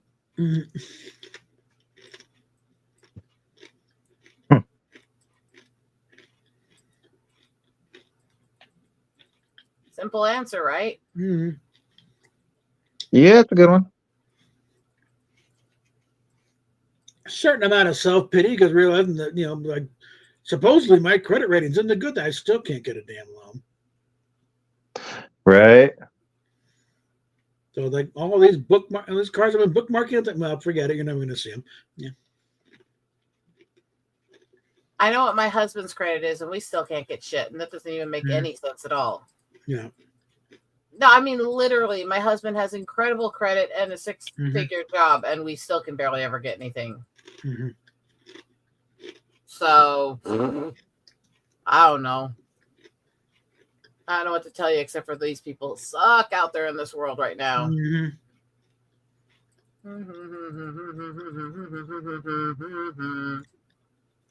Just gotta wait for the economy to start turning around and start loosening up the grip of the money. I'm still just trying not to be pissed about the other day. Mm-hmm. I'm still trying to just get myself over how I'm feeling and care about what's obviously a friend lashing out. But at the same time, I don't know how to be very forgiving of certain things. And so, yes, part of me is going, something's wrong, help your friend. And part of me is going, fuck him and his fifis. Yeah. Yeah. I'm not sure what was going on there, but it's like, yeah. And I'm not saying names or details for a reason. And I'm trying As not you to said it. war. But there was a very, very big, weird blow up on Sunday that made absolutely no sense. And there was a very, very, very big line crossed towards me that I don't forgive very well. Right. Mm-hmm. And I don't know where to go from here. Because the person that did it is not only been a friend for a long time, but he's involved in a lot of the same groups that I am. And I don't like trying to mince people between each other. So now I'm sitting here feeling like, what do I do? Because I don't feel safe being on air with them after that. Mm-hmm. So it's not a good situation. The only reason I'm saying even this much is because I'm literally still trying to figure out what to do. I don't know. I really don't.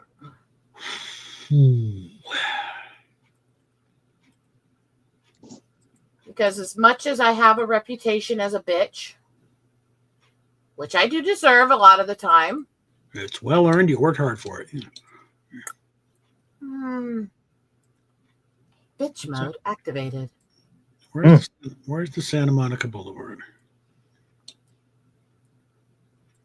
So I also am actually very caring. And I don't like when I see signs that somebody I care about is obviously in pain. But what you can't do is you can't take that pain out on me. There we are. You know what I mean? Mm-hmm. So as I speak here and realize I'm only speaking because I'm trying to figure out in my head what to do. Mm-hmm. There's clearly several people that I need to talk to involving this whole situation, but yeah.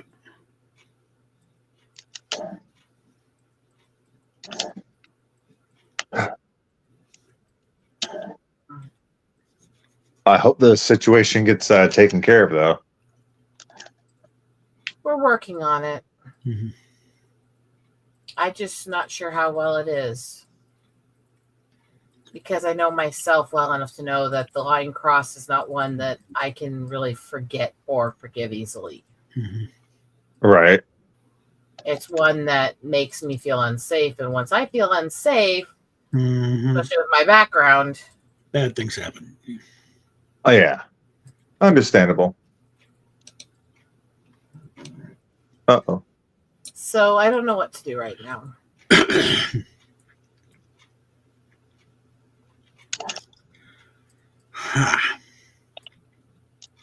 Oh, get back here. Eat a dick. That's what the enemy's about to do. Shove a sword in him. Mm-hmm. Hey, at least you're not playing Fortnite. I mean, No, I'm playing this RPG. I love it. Old school goodness. It's a remake of the third game. my preference in RPGs is turn-based strategy, not action. Is that just the border of Los Angeles to show you that? Yeah. My favorite RPGs are the turn-based combat ones, but there's some that aren't, turn-based, but that I enjoy just because of the story.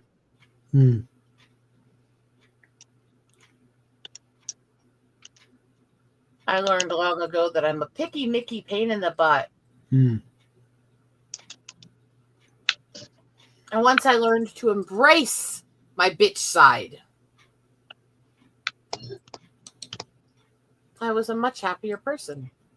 Yeah. I'm not sure everybody around me is happier with me embracing it. But then again, I don't think their opinions matter. Sorry if that seems bitchy. No, you're good. I mean, hey, you want to know the parting gift I gave one of my old bosses on his last day before he got fired? I left anonymously on his desk, and I made sure that because that week it was great because all the cameras were down in the store because of something going on with the system. Anywho, I left a bag of dicks, gummy dicks. just on his desk. There's this big old bag of just gummy dicks. And he's like, who the hell put this there? And no one's messing up. And I'm just like holding back laughter. Like, he has no idea who gave that to him. But Here's your bag of dicks. Yeah.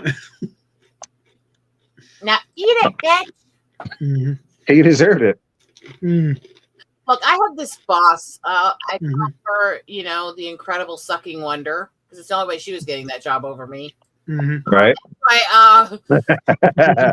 In our office when we were both working in Mhm. management, we had this bulletin we were all allowed to put things on.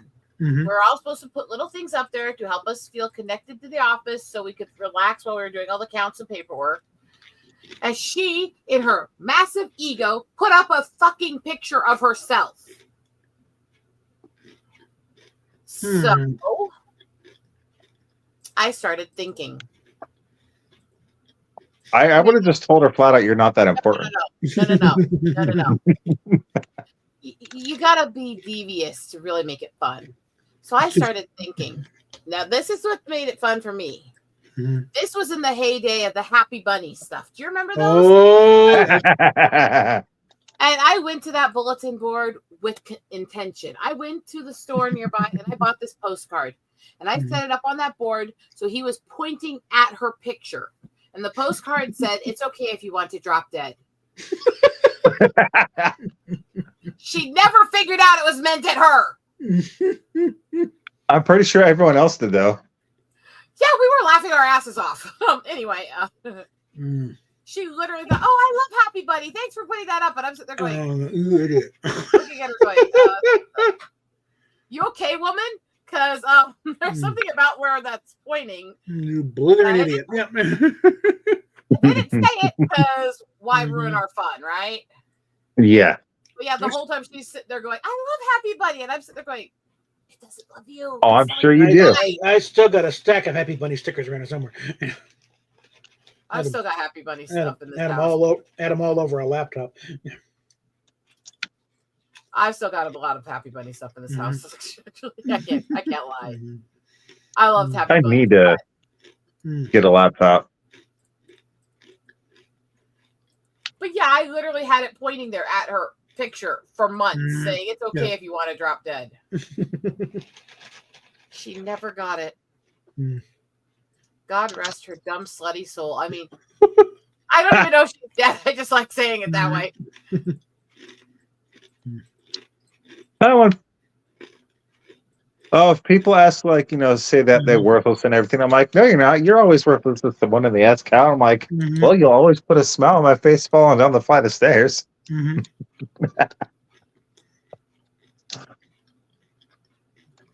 we got a bit of an update on this one side I've been hawking a bit.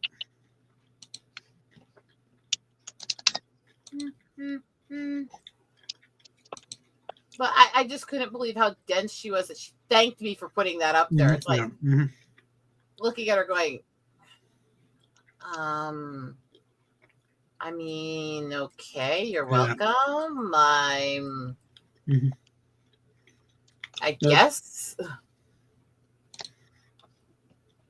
No, it's the gal I went to school with, grade school, random. Her house is the picture on the right. That's what's left of it, which is nothing. She got out of there with just her dog and her car keys, just to get in the car and drive. And she's in Scottsdale. Damn. Yeah. So they just blocked the whole thing. She's been there. It's a rental property. She's been there for over 30 years. But I'm glad she's all right. Gone. Yeah. And someone started up. This isn't Lynn-House. Someone else started for her a GoFundMe. So yeah, they're getting close. But it's like, hey, they don't want to do me a solid here, I'm a broke bitch, or else I'd help. I literally have lunch money.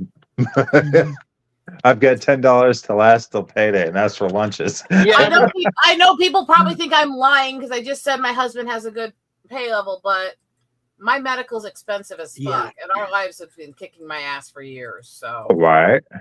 So yeah, big paycheck, but also big overhead. So yeah. That's why I'm glad he gets that paycheck. Otherwise, holy fuck. Yeah, just when I've been a couple $1,000s just since I started, putting this. Okay, yeah.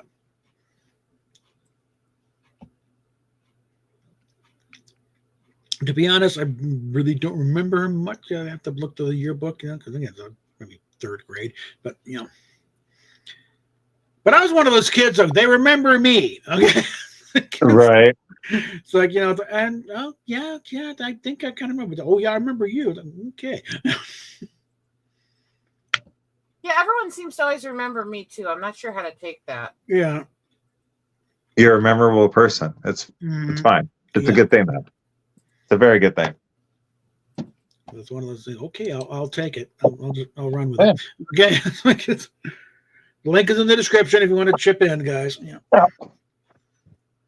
And if you want to chip into the broke bitches running this channel, super chats are very welcome on both channels. Yeah. Right. Because life's about to get more expensive around here. Our rent's going up by about $150. There's so much for that voucher. It's like the second you start making a little more money, no, you're not allowed to get ahead. Okay, we can afford it, but no, you can't. No, it's just slightly more than my average paycheck. So I was like, gee, thanks. Yeah.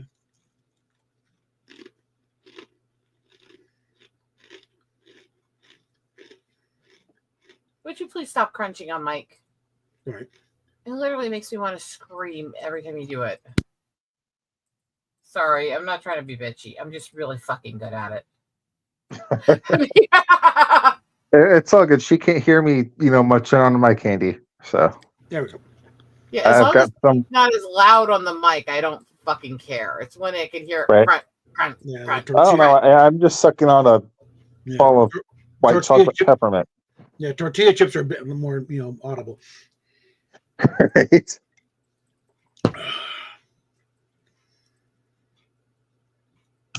But no, the way it is, okay, yeah, I got a YouTube check coming to me. Again, there's a very good chance that's the only YouTube check I'm going to see this year. Because I'm monetized, but they don't generate much money. Okay. No, you got to be pulling in massive amounts per video. Yeah. To really make much out of this. And don't get me wrong, there are influencers who are making big paychecks and really doing well with this stuff. Mm-hmm. Most of those are the ones who chase drama. Yeah. Or just really have just this magnetic, crazy personalities. And everyone wants to, Yeah, the average video I did maybe 20 cents. I'm not that appealing to people, I guess. Oh, well. Yeah, a good one we get about 20 cents when it's, finally starts petering out. Usually it's like 10 or 15. I mean, I'm sure I could play the pod if I just rolled with the ticks and played them really sexy and sat here in the scantily clad clothes with the boobs hiked up to my face every day and went on stream. I'm sure I could get the attention. Mm-hmm. Yeah, but nobody wants you to be a thought. No, but I've seen fatter thoughts than me pulling in some massive fucking money. Yeah. Yeah, that's wrong. Pisses me off, honestly. Yeah, the reason why Amaranth is driving a Lamborghini, okay, come on. Yeah, to be fair, she's actually hot. I don't agree with 90% of what she does, but she is fucking hot to look at. Yeah. I wouldn't mind. Yeah, it's not all OnlyFans. Yeah. It's also a Twitch channel and everything, okay? I know there's a lot of guys who look at her. Yeah, I know there's a lot of guys who look at her and go, I can't stand what she's doing. But damn that ass and tits. Yeah. Yeah, basically. And she is a nice person too. I've talked to her. Like I've seen some of her streams where like she's just like hanging out and like just casually and whatnot, and I'm like, yeah, she's got a good personality, but she is not somebody I would want to. I would ever want to associate with, but I don't. I wouldn't go far to say that. No, I would because I'm really picky about who I let into my inner circle. But again, that's not malicious statement. Yeah. Well, I know it's not. And I don't understand. Yeah. Okay, look, I don't like the thought stuff. I don't like those girls doing this shit. But at the same time, I think a lot of the levels of the bashing on them actually goes way over the top too. And some of these guys just really need to take a chill pill and realize there's a reason they make it so easy for all the incel rage jokes to be made. Right. And it does take two to tango, okay? The reason part of why she's so big is because men go like puppy dogs. Yeah. Oh shit. And mean, she's one of the rare ones. Those tits are real. Okay, they're not fake. I mean, hey, Yeah. if anything, Damn the it. fact that these are real is kind of an annoyance because there's a part of me that really does need a reduction, but doesn't want to go through what it could do medically to my boobs and my sex drive. Yeah. I have a friend who went through 3 breast reductions. Because right now she's currently like 38 triple D. Because like she had her first breast reduction when we were in middle school, and then she had one again halfway through high school, then right after high school. Yeah. Okay, here's a secret about reductions. Part of what they require if you reduce more than a slight amount is cutting off and relocating the nipple. Yeah, I know the reason she had to get so many is because she was growing way too much and it was causing severe back pain. I am too. I'm just actually royally scared of reductions. Yeah, because the thing is with the nipple, it's not just there's an underlying structure. Yeah. And when you relocate it, you're just sticking on somewhere. Yeah. By the way, once you've had a reduction, you also cannot breastfeed if you have children. Yep. Because you've detached the nipple from the ducts and all that. There's so much issues with it, and yeah, I'm scared to death of the whole thing of a reduction. But I also wear a 38 double I at this point. Yeah. You want to talk about back pain? And so it's like, yeah, I'm conflicted on the whole thing. But see, and all the bitching about Roseanne, I remember the reduction episode, don't you? Oh, yeah. As she has this nightmare while she's under the drugs that they didn't decrease them. They put torpedoes in. And Dad comes in looking at her going, going, this is better. Well, I like what they did, the callback, because she made a crack earlier in there. She doesn't feel good about, some Doogie Howser guy coming in and doing stuff. You're in the dream. She's got it's out there here. Oh, my God. In walks Neil Patrick Harris. Lab coat thing, he's eating a sandwich. What, not big enough?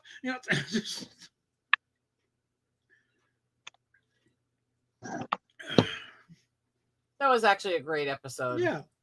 Also better than bit when she does wake up.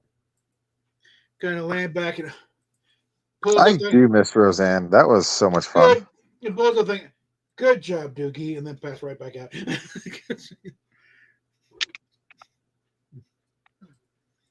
It got so weird those last seasons. She was trying to come up with any reason to justify all the changes she was making. That she just went so freaking weird with the show. It wasn't even funny.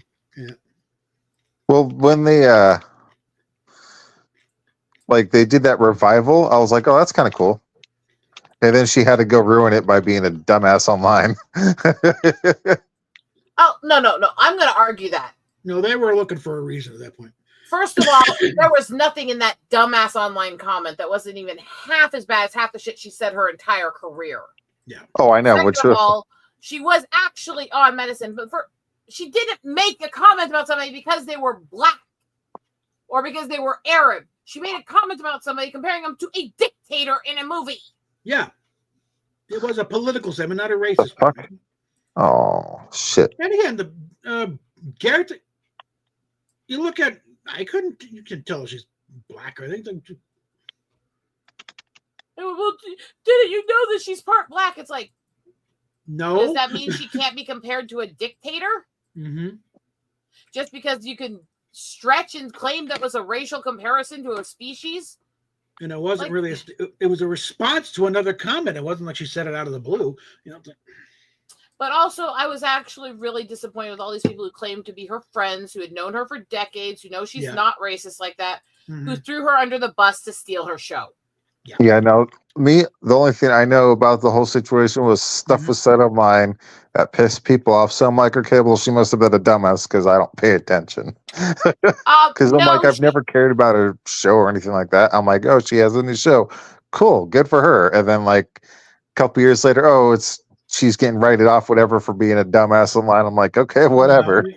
Cool. No, actually, Fizz, that shouldn't Shouldn't that cause social issues? No, that should not cause social issues. People should not be looked at different for developing a lot or early. They are. It does cause a lot of social issues, but it shouldn't. We don't control it. We're not sitting there going, please, breastfairy, make them torpedoes so all our classmates will gawk at us, call us names, and try to grope us. Yeah. Yeah, nobody wants that. That's one of the underlying issues. The side issue I'm dealing with, I'm not going to name names, but it's like, I think it goes back to they kind of came in overnight with her. So, oh shit, they're not as big as you think she is. They're not these. Get back here. But you go There from we go. but you go pretty much go overnight from flat to a high C. It's like over like boom, there we are, and suddenly it's like she's that girl. There's always that one girl in class. It's like suddenly she's got boobies overnight, Right. And between the fact that guys are pigs from early on, they just the way they are, yeah. and other girls are it's face it, vicious, jealous little bitches. Okay, so they got the boost. So now they're getting attention from all the boys. Oh, you little fuck! They want to take her to. So it's a. I was a double D by the age of 12. At 13, I was a triple D. I can tell you, both male and female people will treat you like shit. Yeah. And the weirdest thing is, I really didn't age much when I was little, and so up until about when I started developing, everyone thought I was like toddler age almost. And I can remember being with my dad and my family.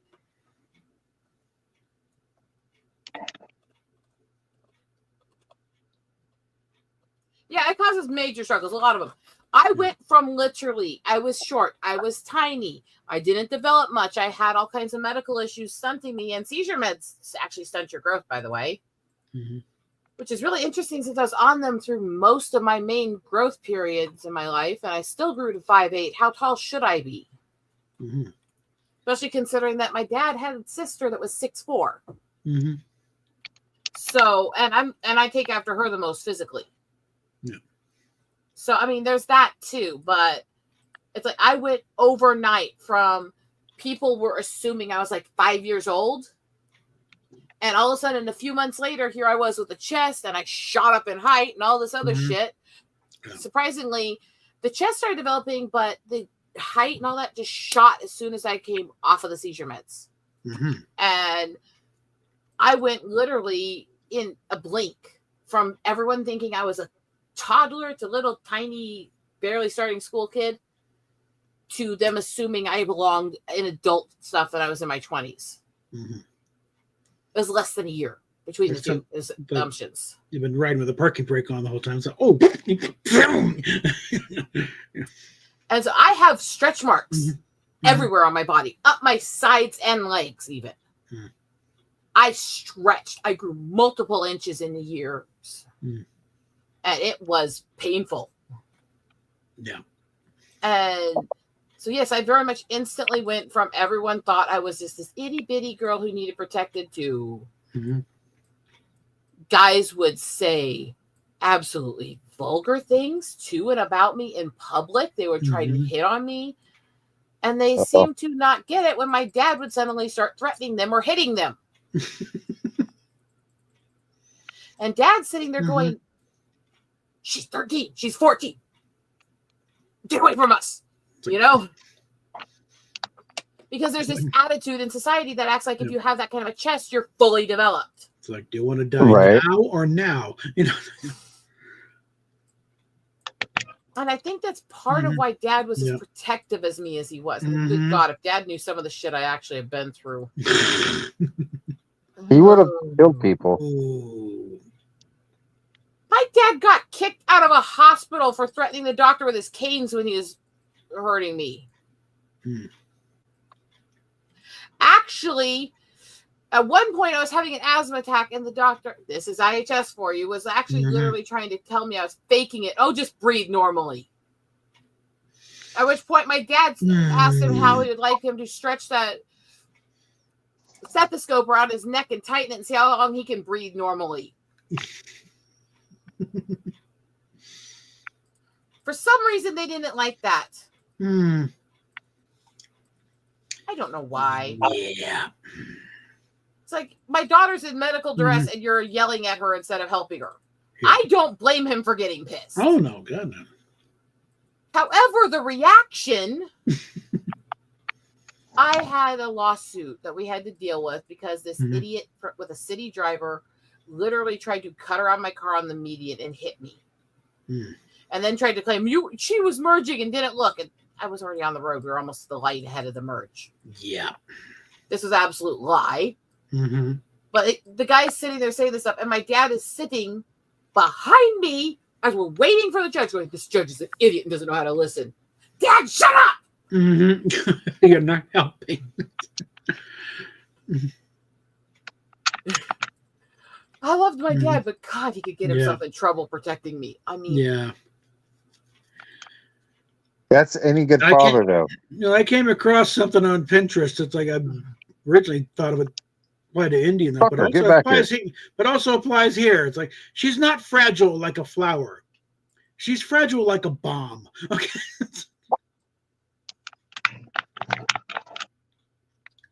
I many times had serious concerns that my dad was going to get himself arrested tearing into anybody who messed with me.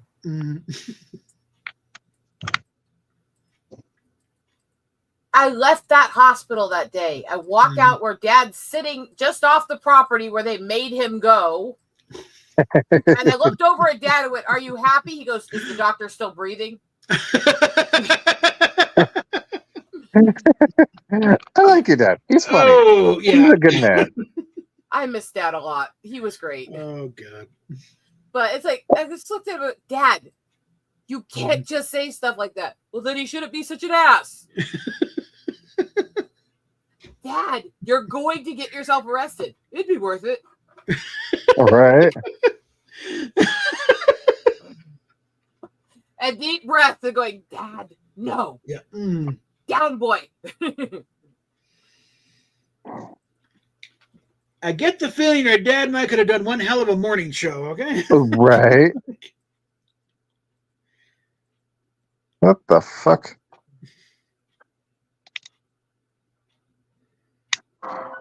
And yes, I did literally look at my dad sometimes and go, down, boy. You know the whole part where they used the whole dog euphemism with Goofy and Max when they did a Goofy movie to really accent his girlfriend's father acting like a pit bull and growling at him? Okay. To the point where he keeps growling and threatening until she's going, come on, go inside. That's it. Good daddy. That's how it felt a lot of the time, okay? It was like, Dad, no, stop. I love you, Daddy. Please stop. Fuck. I had an uncle, and this goes back to stuff that was going on. And my sister's now ex, who we still side with him on that, but that's a long story too. I'm getting along with her now, so I'm not going to go into that too much. But he was a very smart asshole of a little kid the first time they dated. And our uncle was grilling him about how he was going to act around his niece. And he made a smart ass comment. And within a few strides, he was running down the stairs like hell with my uncle hot on his heels. As they hit the basement, he picks him up by his shirt, spins him around, and goes, "So, do you want me to put you through the wall or the ceiling?" And we're all sitting there going, no, please, uncle, please, put him down. Dial it down. Put him down now. Bad boy, put him down. It's actually really funny that uncle and him are friends now. And have been for years. Not so much then. See, my uncle thought he was a young little shit who didn't respect the girls in the family. He was a young little shit, but he actually did respect my sister. That he needed proof. He didn't believe it. And this boy was not getting away with existing until he could prove that he was going to do the right thing. And I know all these people who go, that's barbaric. That's not respecting the girls. It's like, I believe any parent, any uncle, any other stuff should be extremely protective. Now, the point where it crosses the line fuck. is where they do the stuff that some of these daddies and these boy moms and stuff do, where they basically start trying to actually have a relationship like that with their kid. Nobody's going to replace them with the kid like that. That's the problem. You should be hyper protective of your children. It's a crazy world full of assholes. But you should not be acting like that's because that kid is yours. And the boy moms especially do this, where it's like they literally say, "Don't forget he loved me first. He's my man," and stuff. It's like, what the fuck? Yeah. And there's literally video of this one woman bragging about her relationship with her son and jumping on him like a girlfriend would when he was 15 at a baseball game he was playing. And it's like, Yeah, it doesn't seem right. How did boys treat me at 12 to 13 years old? I was taller than them and I had massive chest. How did they treat me? They sat there staring at my chest, drooling like dumbasses. Because they didn't have the wherewithal to know how to act like complete pigs at that time because they were young, stupid, and skittish still. So they just drooled like morons and said stupid shit. That was about it. Yeah. That's about the equivalent intelligence you'll get from boys during that. Right. Especially when confronted with big tits. Ah, damn it. Right at that age, it's like.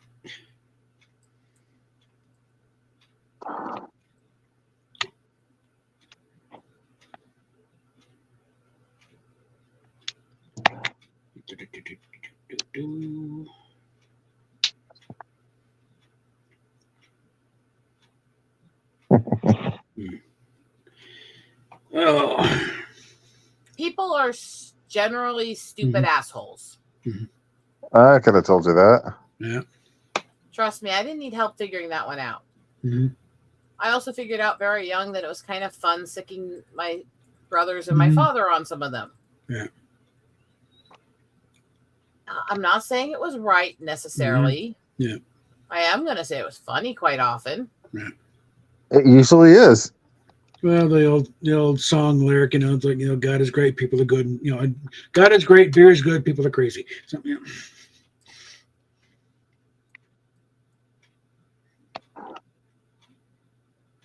Now, if they fail to hit on her just because they're too idiotic and young and they don't know what to do, it's like, they got boobies. Like, That's about how intelligent most of the teenage boys act when they see a girl with a chest like that. Yeah. It's when they get older teen into the 20s that they actually got really creepy and kind of scary to be around. Well, by then, they've learned a few skills by that point. It was the older guys who either assumed I was older or liked that I was young with that chest size that were the issue. Yeah.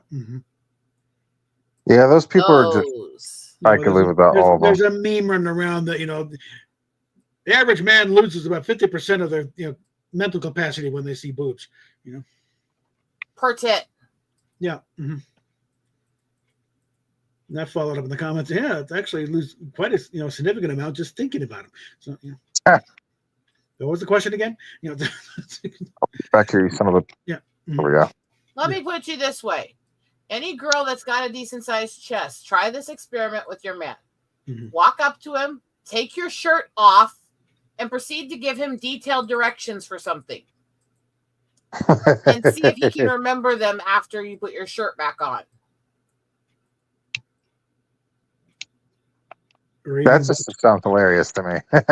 even if it's just what you were talking about in the first place. Can you? I tried it with my husband. I asked him what I said, and he went, nipple? Yeah. And he wasn't joking that way. They did somewhat, but it was awkward. It was stilted. It was very ineffective. It was not. And he's an aeronautical engineer. Okay. Fucker. No, I'm responding to this question about trying to hit on. Yeah. They did, but again, little boys trying to hit on you are no big thing.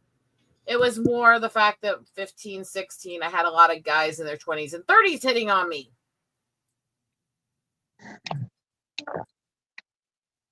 That was more the issue. Those are creepy fuckers. Yeah. Mhm.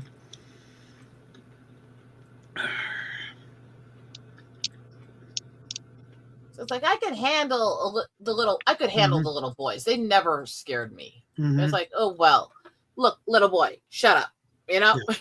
that was the basic sum up of that. Yeah, the most they'll do is, can I touch him? You know. And then you just look at them and go, down, idiot. Mm-hmm. And usually it's fine. Yeah. But there were occasions where, oh dear heaven,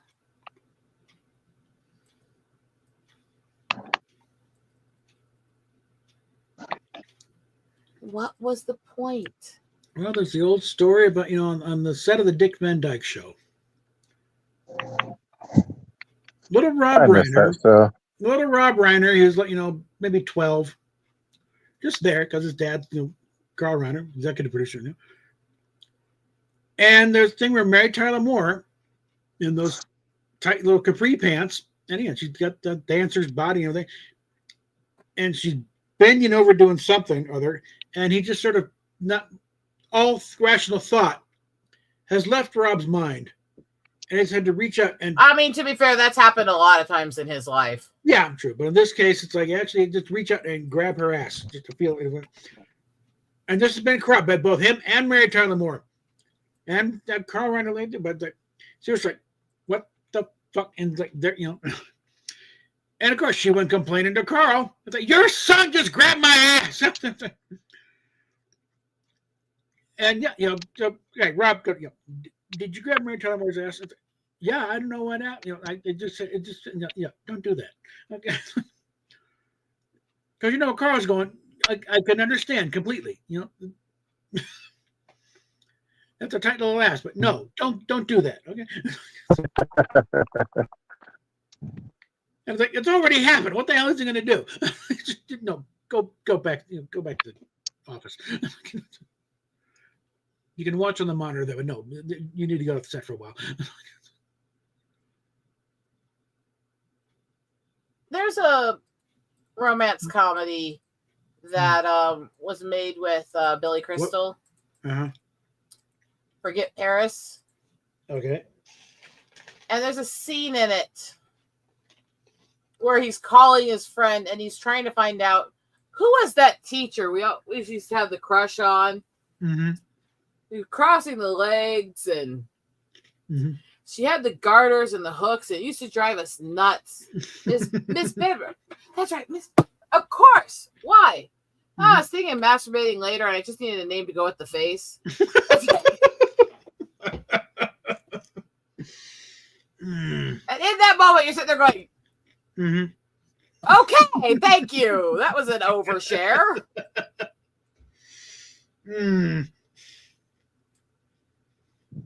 I mean, I'm sure that was the motivation in that moment. Well, there is a point where the usual, porn you just watched or the magazine you flip through, it's getting old. You got to start. Okay, let's see.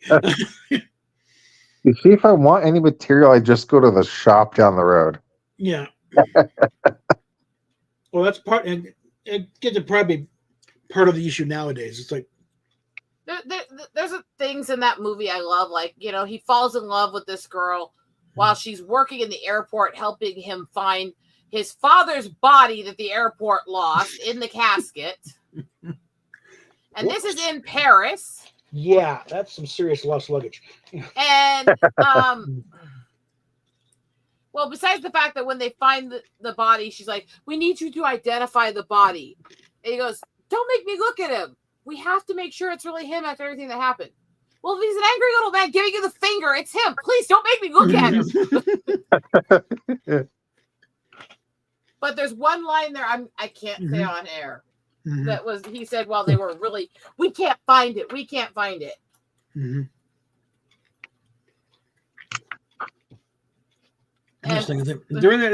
How many bodies have you got unaccounted for? Do you identify? It's like,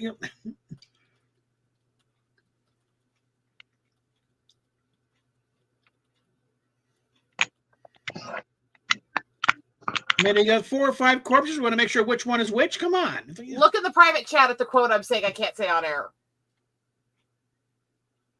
Private chat, huh? Don't read that out loud, obviously. Oh, That's yeah. funny.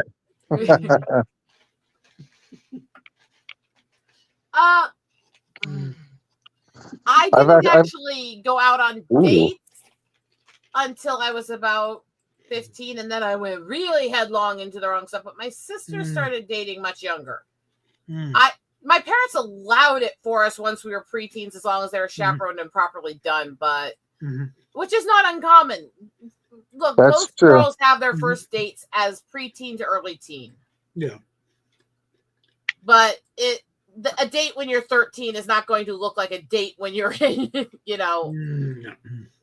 it's not the same as when you get older and the boys have cars and shit like that.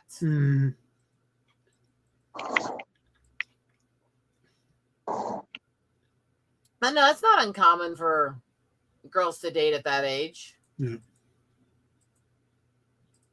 It's a bit on the young side, but yeah. I'd say if anybody wants to complain that kids shouldn't do that stuff, it's like kids do that stuff in real life. I'm not saying write the details of when kids go to sexual for their age or stuff, but realistically painting that yes, little kids have dates and have real experiences and growing, budding sexuality is absolutely fine. For fuck's sakes, that's what Judy Blume based her entire career on, was writing about little girls discovering their sexuality. Yeah. It is how we perpetuate the species at some point. It also feels good.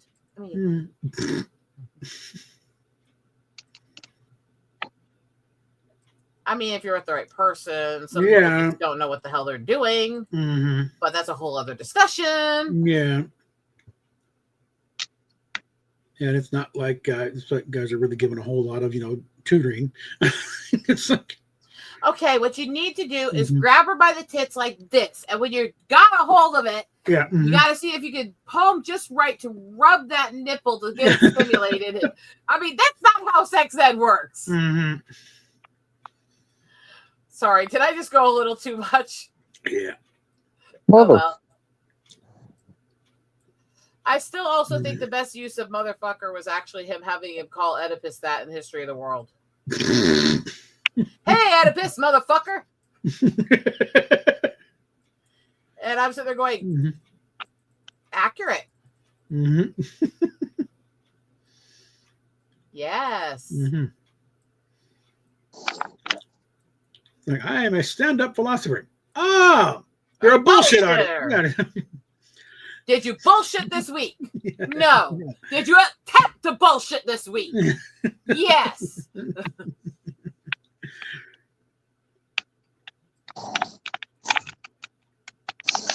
There's book now. Playing Caesar's Palace again. They show.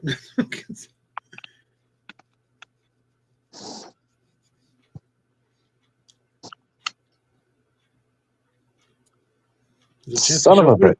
So footage outside of Caesar's Palace. Okay, there we go. Hockey's finally dead. Jesus Christ. Can you slow down a little bit? Ash, sweetie. Sorry. Deep breath, enough gamer rage, please. It's over. Especially He's since dead. you're not paying attention and you're saying it over us while we're talking. Sorry. It's okay. That's why I give warnings. See, I'm not that hard to work with, am I? No. Not usually. Yeah, let's take a look. Nope, still sitting at 2,000. I have my moments. I have my utter bitch queen moments. Everybody does. Yeah. Yeah, but I'm a master of them. I mean, when I go bitch queen, I get scary. That's why when these guys go, well, you're doing this, and it's hard to deal with you. And I'm sitting there thinking, if you knew how hard to deal with me it actually gets, you'd be scared. Looking at the list of the name, Richard Simmons considered $25. Pretty good for a dead guy.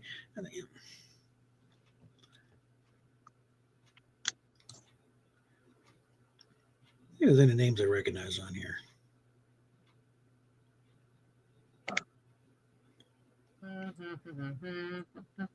She's working. Well, that's her. She was working as an agent out there. So okay. A lot of kids have their first dates in middle school, and a lot of shows and movies and sitcoms have shown kids going on their first little dates as preteens in the just before high school. Natasha Henstridge contributed $100.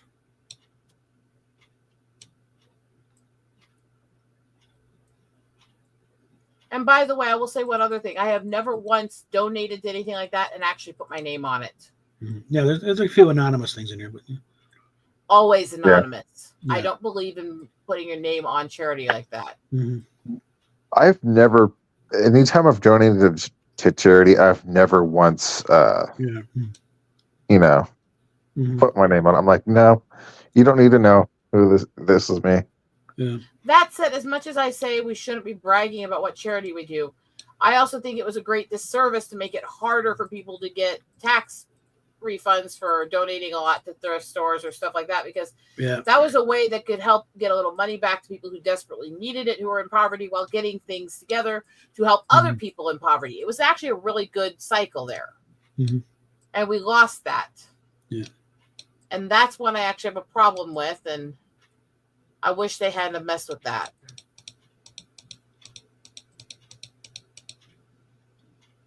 Okay.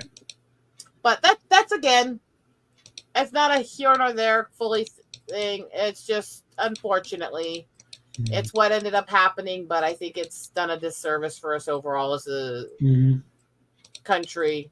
I think we needed more access to the ability to donate to and help each other, not less. Again, that's all the donors. Because it used to be easy to get a little tax sheet. Now there's such regulations that unless you're donating mass amounts, they won't even bother because it's ridiculous to try to get it back. And it has aided in this culture where thrift stores have now become this new little kitschy thing for the elites instead of an actual thing to help people.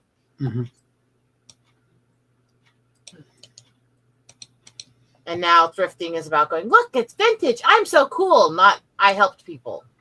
Okay, is this the same one?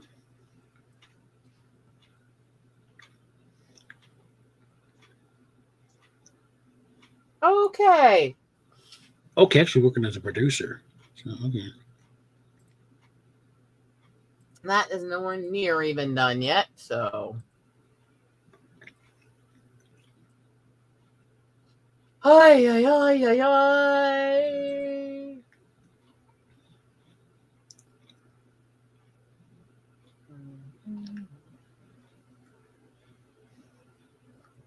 Check our IMDb page here.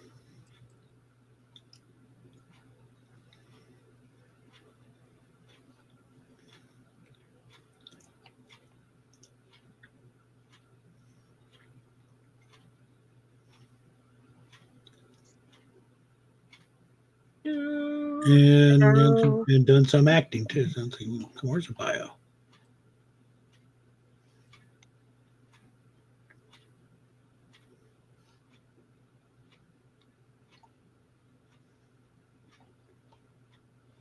My screen in my game is going nuts. What game you playing?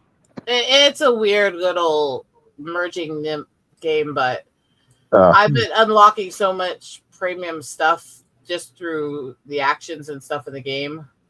And I have this tendency not to open up all my prize chests for a while and just kind of keep playing because I go on autopilot.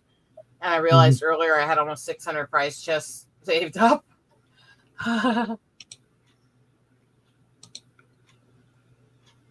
It's really not uncommon for middle school kids to date. They don't date the same way that older kids do, obviously.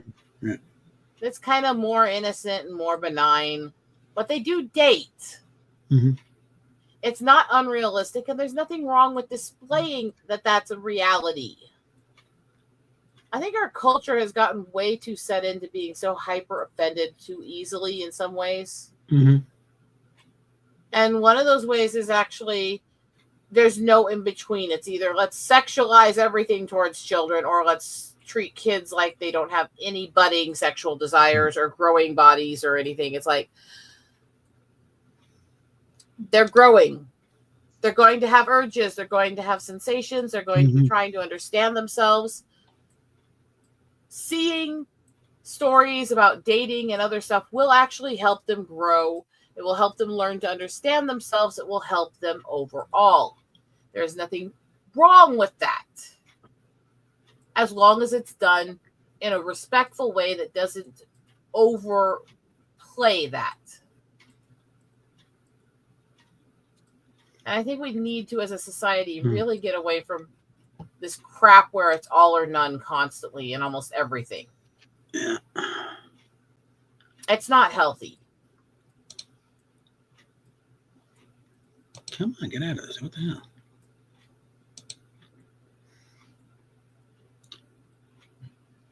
You won't let me get out of it. Come on. No. Exit the damn page. Start over.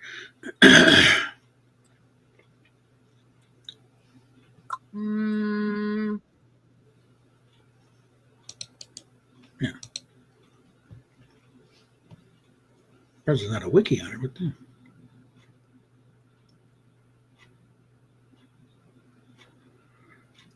To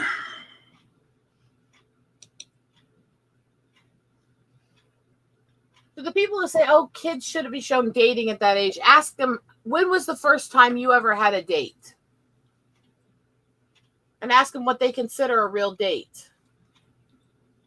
Because there's plenty of first dates where the dad takes the kid out to the movie so they can go with each other and stuff. Actually, the first date for Kira and Reba is a good one for that. That one goes really bad when they find out the boy's too old, but it does show that even, 13 and the parents are going, no, we should let her have a date.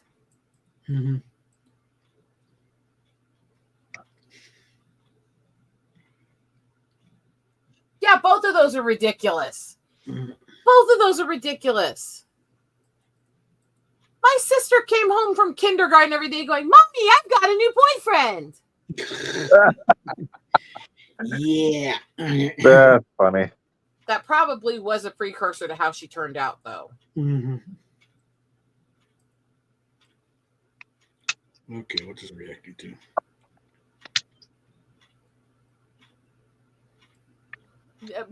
Probably was a little bit of a precursor in that. But yeah, that was absolutely actually true. Every day from kindergarten, I got a new boyfriend. And Mom's sitting there going, no. Mommy, I really like this one. And she's just sitting there going, oh, shit. are you serious, child? Right? Well, it is reality. We need to get out of this attitude as a society that paints this like all or nothing viewpoint of people. I've known kids that were friends and classmates of mine.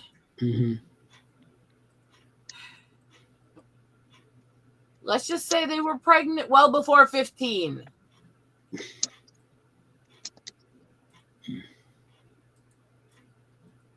Again, doesn't mean it's the right thing. Doesn't mean it should have happened. But it does happen. And partly because the girls wanted to experiment, and partly because little boys are horny as hell.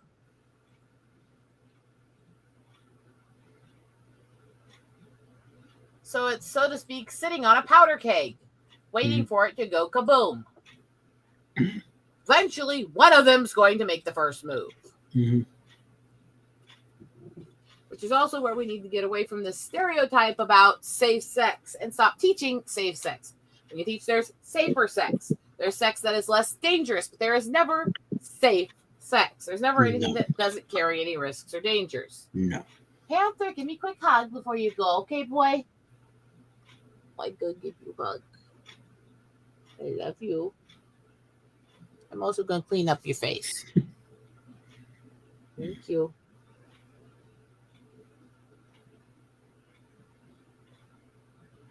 Thank you for being with me and cuddling me most of the day, okay? Oh. I love you, boy. I love you, boy. Good boy. Oops. No, I'm gonna do that. It happens. We can't. Stupid See, this is the thumbtack. problem I have with both sides. You don't need to hyper Mhm. push the boundaries on every story. You don't have to make every story traumatic or horrible, but we also don't need to necessarily mince words and play and pretend like this stuff doesn't happen either. Again, I think Reba's show actually did a good job of portraying both sides of that, including the parental fear after one kid screws up really young about the next kids. Mhm. Yeah, Reba was a good show. I have the whole series in collector's disc. Nice. I have a lot of shows in collector's stuff. Same. Hi, John. Oh, where is I should probably come out to the living room soon. We've been streaming a while, haven't we? Just Reba, 2.5 hours. which started about 23 years ago and ended 18-ish years ago. That'll make you feel 17, 18 years ago. It wasn't very long into me and my husband's marriage when that show ended, actually. Yep, Reba. You know, it's really interesting how often Christopher Rich plays the most absolutely womanizing jackasses, considering that he's actually a very modest, respectable little minister in real life. Yeah. And he was actually the minister for a couple of the cast members' weddings. It's like, but he plays such jackasses. Hell, even when they did the short-lived series called The Charmings, he wasn't a jackass in that, but he was still an arrogant prince who thought he was everything. I don't know if you know what the show Melissa and Joey was. Vaguely. It was a very interesting family situational sitcom with Melissa Joan Hart and Joey Lawrence. Joey Lawrence, yeah. And in this, it had the episode, a couple episodes where you dealt with her father, a self-centered, womanizing, drunken politician, played by Christopher Rich. I was like, oh, God. And then I see him as Miller Redfield. That doesn't help that image any. God. Miller was such an ass. I still remember when Murphy put the nair in his hair stuff and made his hair fall out on set. But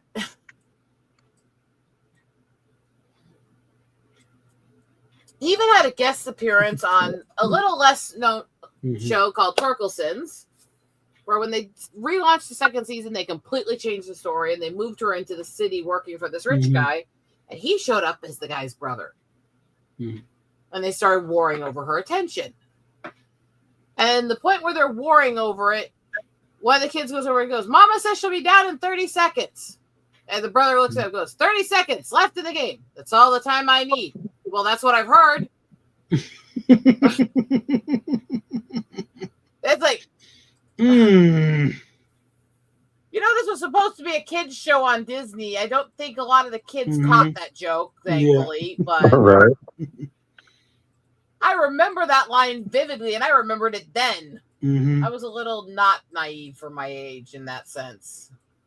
And when that line hit, I'm just sitting there going, Ow. Ooh. Ow. Low blow, right? Yeah.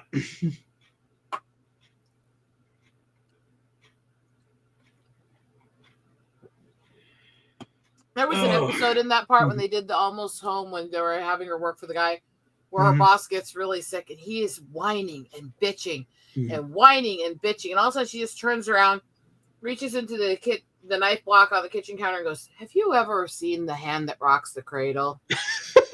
I starts waving the knife like that. And you see him kind of look up half sick and go, "No, why? Good movie," and tightens her grip. It's like, warning, run like hell. Because this is a woman saying, "I want to kill you now." Yeah. But it was such a nice, intellectual, creepy way to say it, wasn't it? Yeah. Did you ever see the hand that rocks the cradle? And just the swinging the knife, grinning while she said it. It's like, yeah.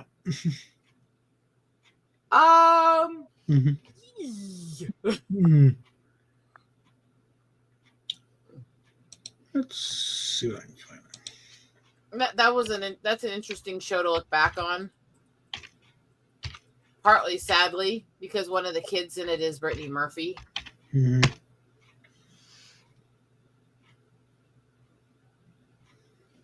And she was one, there was never an ounce of any evidence that anything that caused her to die was self-inflicted. She had a reaction to being sick with a congenital issue she had since birth. But they ran away with trying to make her a drugged out starlet when she passed away in the media. It's like, no, she wasn't. No, she absolutely was not. Not everybody who dies who's famous was on drugs. No. Even the stuff with Carrie Fisher, she did not backslide to the level the even doctors doing the autopsy claimed. No, it's a matter of, damage done, There was an autopsy released where they claimed she had all these drugs in her system, and then, the hospital fired that doctor and had it redone. But the redone one was never released to the public the same way the first one was. The damage was already done, claiming she was back on drugs because they'd already run with it in the media. So the fact that was proven that the doctor did that so he could get interviews and money. Look at the damage done, right? Yeah. And she cleaned up her life. Why don't we believe as much? All these so-called Christians who are making fun of her death and claiming she did it to herself. It's like, where's your so-called Christian forgiveness and second chances, people? Because you're basically saying, well, because she used to be drugged out doing stuff, it means it's absolutely evidence that's what happened. It's like, ooh, you piece of, right?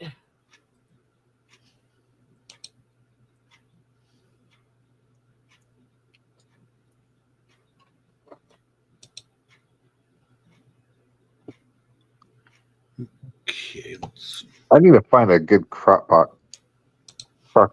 Yeah.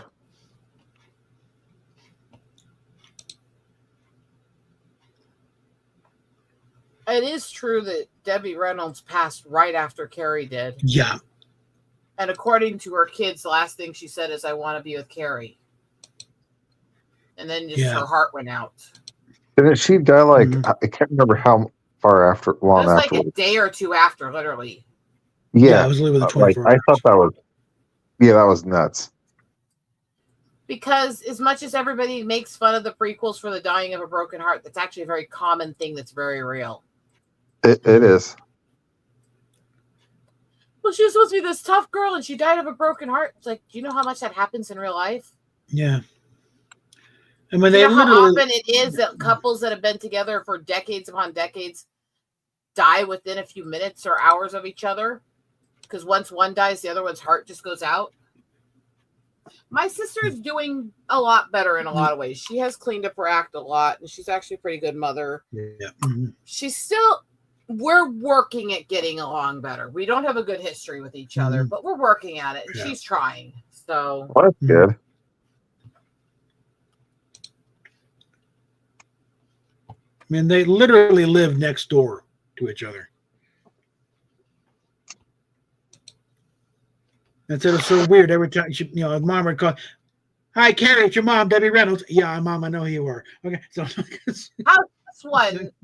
I think this might be one of the longest standing marriages still in Hollywood, which is William Daniels and Bonnie Bartlett. Oh man. I just verified they're still around because you haven't heard much on them in a couple of years. Yeah. And they got married in 1951. Which means they're about 73 years into their marriage. She's 95, he's 97. Mm-hmm. And they have multiple kids together and grandkids. Whoa. I would hope in all that time they've done something. Yeah, it's like there is a little bit of funny to that, actually. Mm-hmm.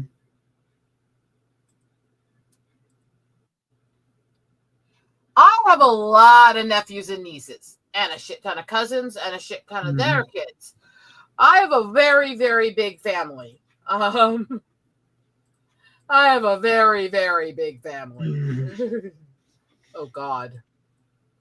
What? My family, even if you take account of the fact that my siblings and my parents pushed away from the whole Catholic upbringing of their families a lot. Yeah. Mm-hmm.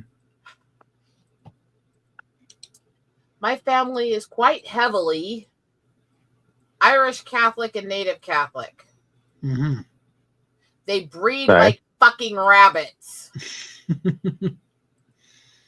I remember back when I was in Job Corps and my big fat Greek wedding came out. And they have this scene where she's ranting about how big her family is and going, and I have 45 cousins. That's first cousins alone. And I'm sitting there going, that's all? Why is that? Honey, I've got first cousins list that's actually literally about a gross. Mm-hmm.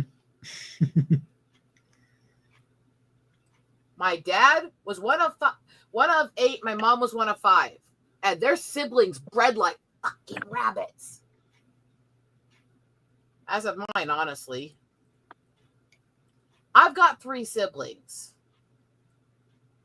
And okay. My sister has 5 kids.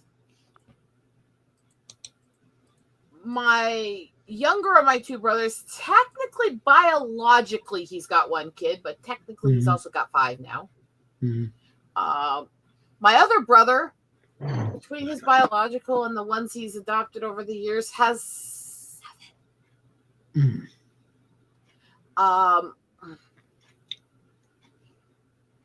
Does this give people a clue? Okay, let's. I love my family, but sometimes I look at them and go, we could overcrowd the whole world on our own. And is there anything really bad with that? Some of them, yes. I mean, I love my family, but that doesn't mean all of them should have kids.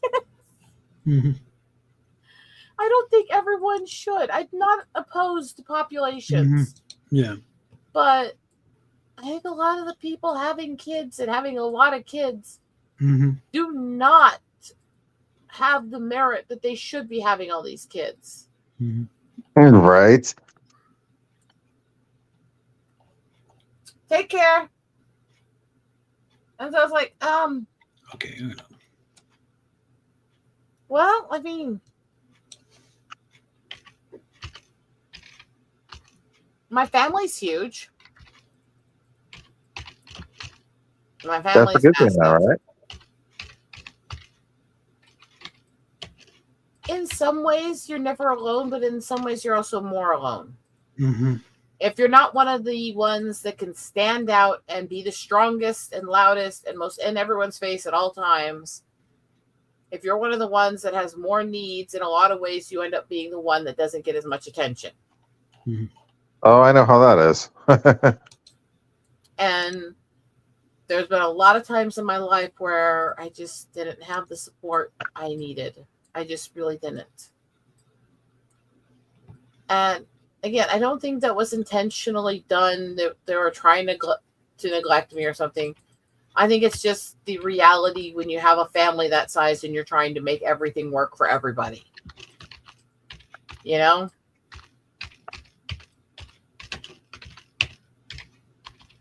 But it did give me some issues in my life.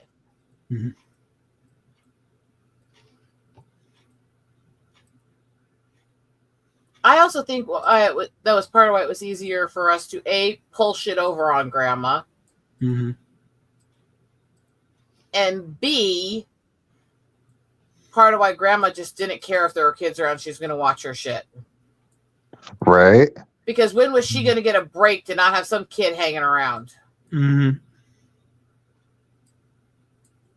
Oh, toughen it up. It's just a horror movie. It's like, okay. It didn't bother me. It bothered one of my brothers, and it bothered my sister. I have a brother who has an irrational fear of rats because of Grandma watching Willard around him when he was freaking 2. That'd do it. And then he ran into the rat when he was working one day. Mm-hmm. Freak out. It had actually managed to sneak into the building when it was fleeing a storm. Mm-hmm. And, even the cleanest places, even the most maintained businesses on occasion will have something sneak in from the outside. Mm-hmm. What happens when this happens is you get it out of the building. Yeah. But he was working in the back of the place, and it crawled out from under the broiler right next to him. The only time I've seen a wild rat. My mom worked in the front of the house at that time, and she said all she saw was suddenly this blur from the kitchen, out the door, over the counter, and across the street in a few seconds. Mm-hmm. For me, I remember the only time I saw a rat that wasn't a pet, like a wild one, I killed that thing. The first moment I saw it, and then I instantly regretted having done that because I had to throw away my favorite hat. Because I had I had a Slipknot hat with over 50 half-inch nails in it. Can I finish my story, please, before you have to go off on yours? Sorry. So she commented on this, and he commented on this, but he said to him, it was so irrational when he saw that thing crawl out. It looked instantly in his mind. It was like it looked up at him and went boo, and then headed towards him. Mm-hmm. He was out. He was across the street. He wouldn't come back until the exterminator was gone. There we go. But he was literally. I've seen the video footage. You actually could not distinguish his characteristics. He was like cartoon speed. It was like a blur on the cameras. It's like, that's adrenaline. Whoa.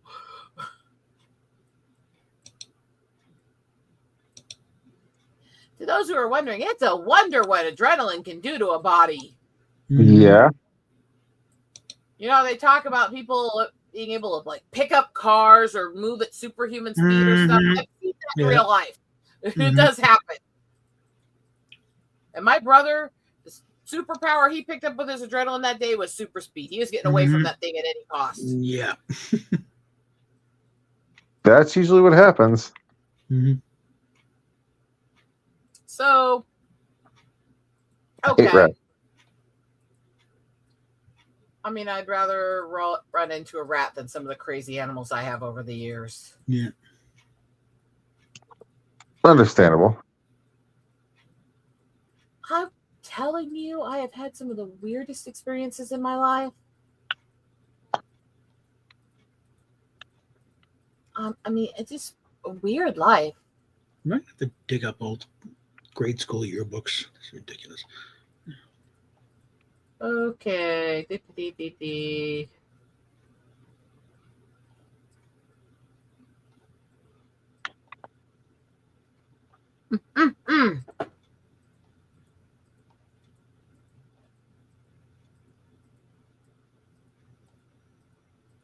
That's, I guess, where the thing was. Is I remember a lot of this stuff very vividly.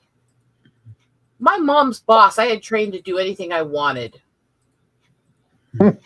I remember, this was, again, she took a crappy job because it paid the bills and there wasn't much available in town at the time. And what did we do? We had to move to the city because we went through a house fire. She didn't have a lot of options. Right. I had that guy so wrapped around my fingers, and I could walk into her workplace and go, "Give me toys, give me food," and he'd skip in the back end and start gathering stuff together and bring it out to me while I was waiting for Mom. Mm-hmm. And she'd go, "Would you stop spoiling her?" Mom, shut up. Like, I'm getting spoiled. I don't get this often in my life. Come on. Yeah. Let's try this again. Ow. I think partly because my mom was mortified that I would walk up to her boss and say shit like that, though. Mm-hmm. Yeah, because you don't Walk expect in from your father- school and go, "I want a toy. Mm-hmm. Here you go. These are the ones we got in today." It tossed me a few. It's like, Oh, yeah.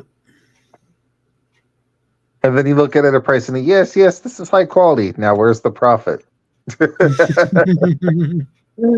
I could just see you acting like Cartman that way. I'm sorry.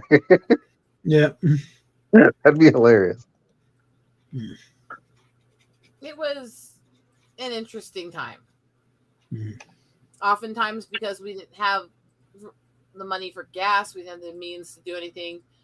My dad would have to be there waiting in the lobby before they closed so he could stay in where it was warm enough until Mom could leave. Because we couldn't afford to drive back to come get her later, he had to combine it with the errands he had to do her picking us up from school, no matter how late that was, because we lived outside of town. So often we'd have to spend hours at her workplace waiting for her to get off with Dad, you know? Because what do? You don't have the money, right? Mm-hmm.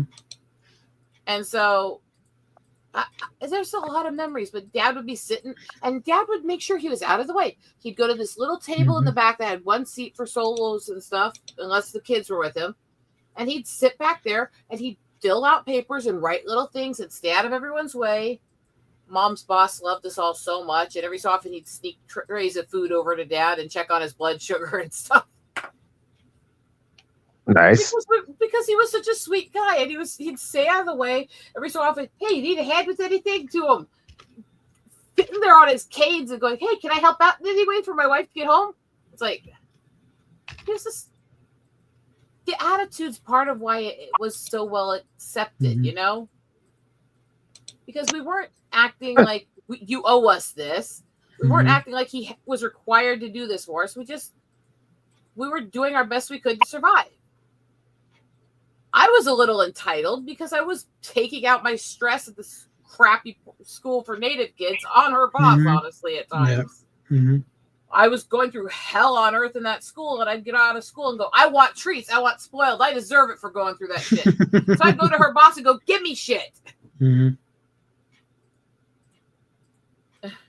Yeah, no, when I was in what's called elementary, I was just a terrible, terrible child.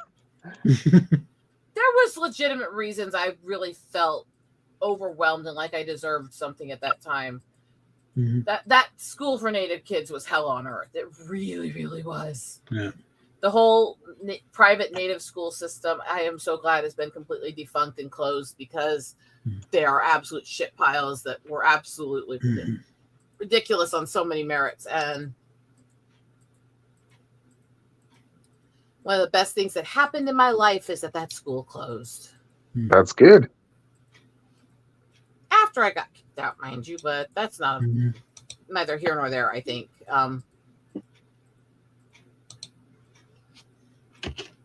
So I do my best. I overcome as much as I can, but in the end, we can only do so much.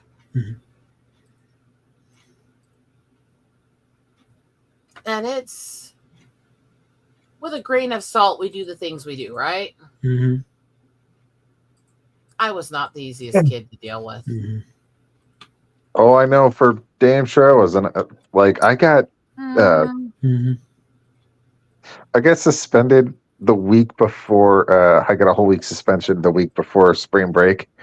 I got in so much trouble because of that. I threw a chair at a fold-up chair at a substitute teacher and knocked out a few of the teeth from her dentures. I was very pissed. There were things that happened in that school that created the rage in me, but I hit a point where I quit taking the bullying and abuse from the boys and girls in that school. and within a couple days beat the crap out of like 6 of the different boys at different times of the day, and then got caught in a full-on brawl with about 8 girls beating on them. You won though, right? Yes. They didn't keep me in the school though. And I was 11 years old walking out of that school flipping off teachers with both hands. Nice. Like a boss. And that's about my attitude. Oh yeah, no, my whole thing was like when I got suspended and everything, it was because my normal teacher was I was exempt from reading with the class because in 3rd grade I was already reading at 7th, 8th grade level. I'm reading books for teenagers and stuff. Like I shouldn't be reading this stuff I was reading, but I was. When I learned to read on Shakespearean poetry. I literally read some of the upper teen and college novels when I was like 6 and 7. So you're not shocking me there. Yeah, it was at least high school level. First yeah, no, but like the whole thing that was, I was so bad at math. My normal teacher was like, told us up, just let me do my math instead, because of how far behind I was in the classroom with that subject. I've always been terrible. So I'm doing that. Teachers telling me, the subs telling me they get with everyone else. I'm telling her no. We argue for a moment. Then she takes the chair from underneath me, and I'm like, "That's the wrong move." I yelled at her, called her a fucking bitch, and I grabbed the chair from right next to me and threw it at her, stormed out the classroom, and I walked home. And I got into so much trouble for that. Well, yeah, as one would. My brother was the reason Mom decided. Well, one of the couple reasons. My mom had a real problem with the whole 5 civilized tribes and basically painting all natives as savages if they didn't basically give up their land and go along with the Trail of Tears and shit. She had a real problem with that. I wonder why, right? Right. And she was having problems with that stuff anyways and fighting with them about the curriculums that were obviously very anti-native that were being taught very commonly. And that was giving her enough issues. She was getting to that point. She was going to pull us. And then the incident with my brother happened. Now, this is what I can tell you. He had been being tormented, bullied, and beaten by these kids for a long time. Yeah. They were getting more and more aggressive. This was not an area that was very accepting of whiter students. My brother is a half brother and very German. So, hello, right? Yeah.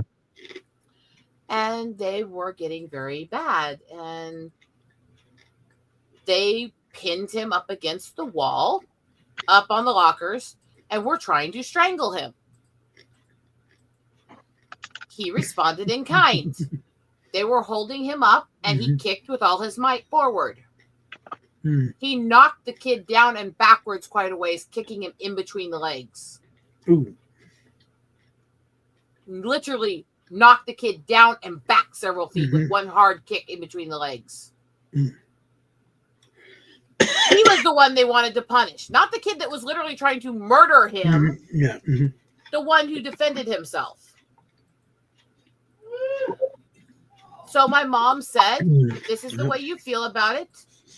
I can't stop you from thinking you're going to punish my kid. What I can tell you is we won't be here for the punishment to do anything, and I'm throwing him a party. And she walked out with my brothers, who were the ones in school age at that time. Yeah. My sister was still in a younger program, and I was barely in Head Start at that time. I didn't go to any public school. I went from Head Start to homeschooled. My mom was done. And that was the end of that. Now, I know some people would go, well, she did. No. They were literally trying to kill him because his race was wrong to them. And he was blamed for defending himself? No. I'm with my mother. You know? Do I think that my brother had a very, very violent reaction that was extremely painful for the little bitch boy that was trying to strangle him? I mean,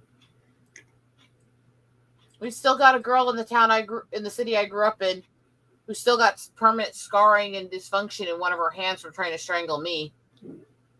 Because when she had me pinned upside down and was trying to strangle me, I had only one way to stop her. And I did as hard as I could. I bit hard. Good. And let's just say it didn't go well for her poor little hand. Mm-hmm. And I ran into her about 15 years later, and half of the hand still doesn't work right. Mm-hmm. Well, And hopefully really that taught her sorry not to for mess it. with it. Mm-hmm. Yeah, I'm sitting there going, maybe she learned a lesson about how you treat other people. And I've had people go, yeah, that's horrifying. And I'm like, yeah, it's horrifying that I had to go to that level to save my own skin. Mm. Do I feel bad for the girl that I bit? Fuck no. I'm sorry.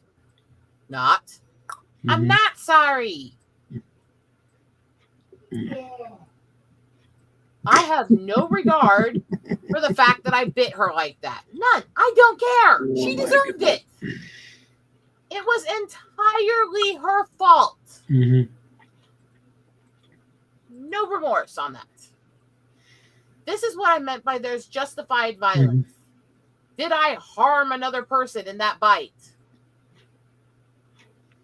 Was this girl actively trying to kill me for being the little too pale nerd in a native neighborhood?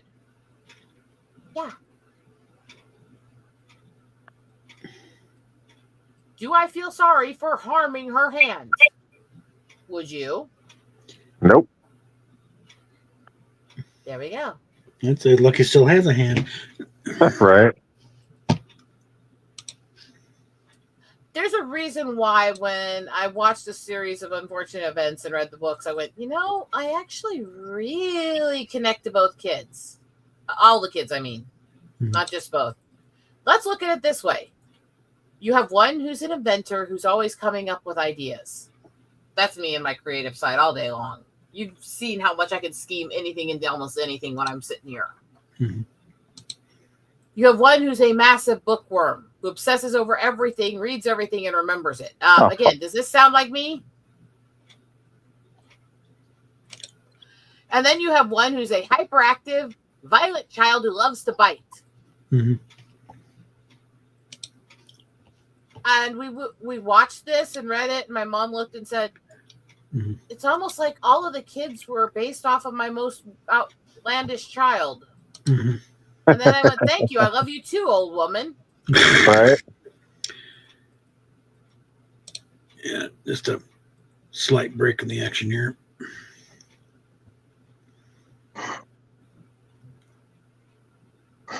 This is what the comment. This picture is clearly photoshopped. Hammond isn't that tall. So. Would you stop? I was telling actual fun stories, and you're showing a dumbass meme. Yeah. About somebody I don't even really care about. Yeah, that was it right there. It's like, I was an absolute terror as a child in a lot of ways. But it was fun. I hate that my nose itches. I hate when my nose itches, don't you? Because it doesn't matter where the itch is. Even scratching outside, you look like you're picking your nose if you scratch your nose. You know? Yeah. Right. But it itches so much because I'm having so much allergies the last couple days. Yeah. God, I hate my allergies. Anyways, I'm getting a little whiny and pathetic. It's okay. I'm having those kinds of days. Mm-hmm. I'm really glad Bob decided to go ahead and throw a stream up because I needed to get one. I needed to vent. And quite frankly, I didn't really want to do all the effort to try to put one together on my channel tonight. I need to get something up anyway. So.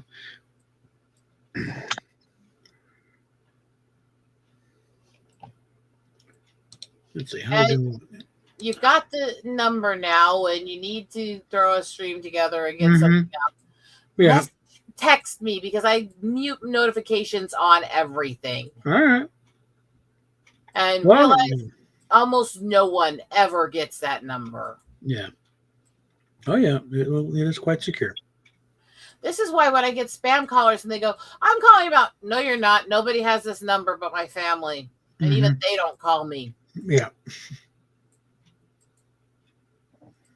And it's like, oh. Goodbye, bitch. Yeah. Click, block. It's like, because everything we do, everything we file for paperwork for stuff, everything we do for my medical stuff, we do everything on my husband's phone number, not mine. He runs everything because I have memory issues and other issues. And it's easier to have him do all that shit. Because my brain's not very functional. I know, shocking, right?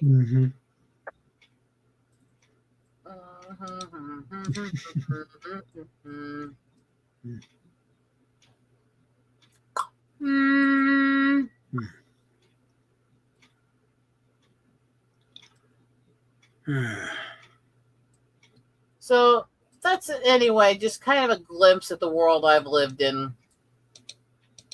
I was never I have had this balance in my head for a long time. I really seem to only have two modes in most of my life. Either it's pathetic and people pleasing, or it's holy shit, who's that bitch? And there's nothing in between usually. Yeah. It's not like, oh, okay, well, no, I was a people pleaser, but now I'm gonna be all sweet and delicate. It's not like, oh my gosh, it's difficult to articulate in a healthy way.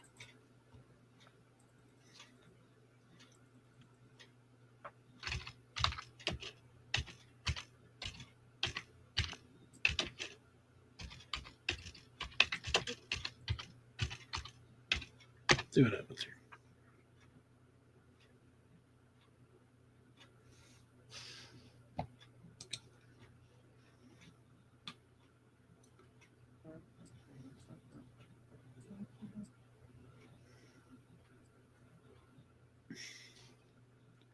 Ready.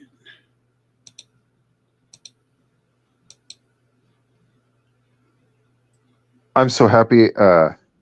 You've seen the original, that old black and white Nosferatu, the silent movie one?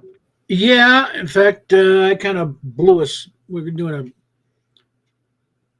a showing, watching it, friends, and I kind of blew the mood by reading the title cards in a very cheesy, fake, Swedish accent. So, Yeah, I just ordered that on Blu-ray.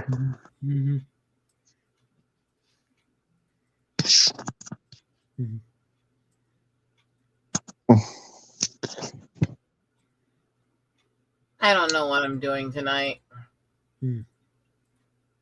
I'm trying to decide what the heck I want for dinner. Penis juice. Glug glug, you hoe.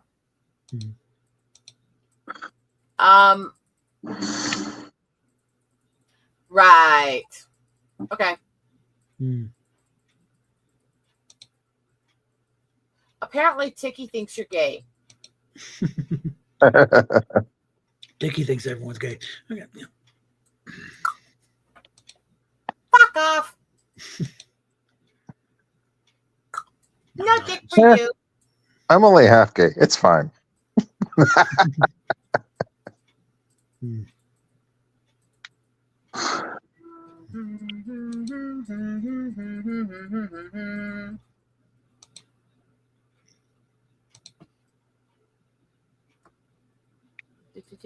Da, da, da, da.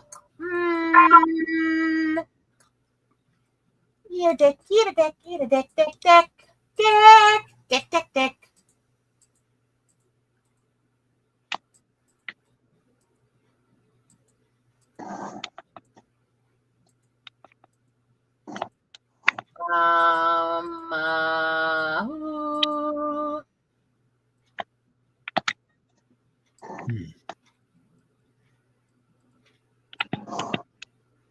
What is that noise you're making? And why must I kill you for it? I moved the phone away from my hands.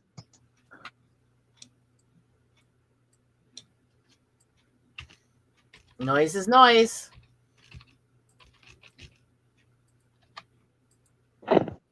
Yeah. Ouch. Don't do that. That hurts. Been so overstressed lately. Hmm. And I really That's not don't good. want to address everything that happened the other day.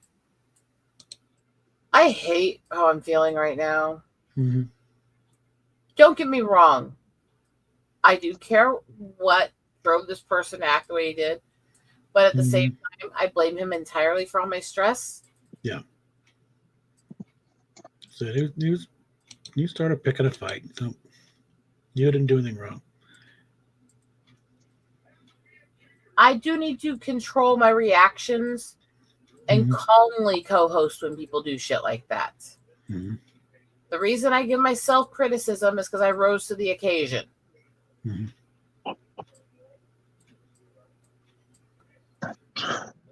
And because I did honestly insult him and his taste after he started bitching at me. Yeah, but you didn't do anything out of the ordinary. It's like,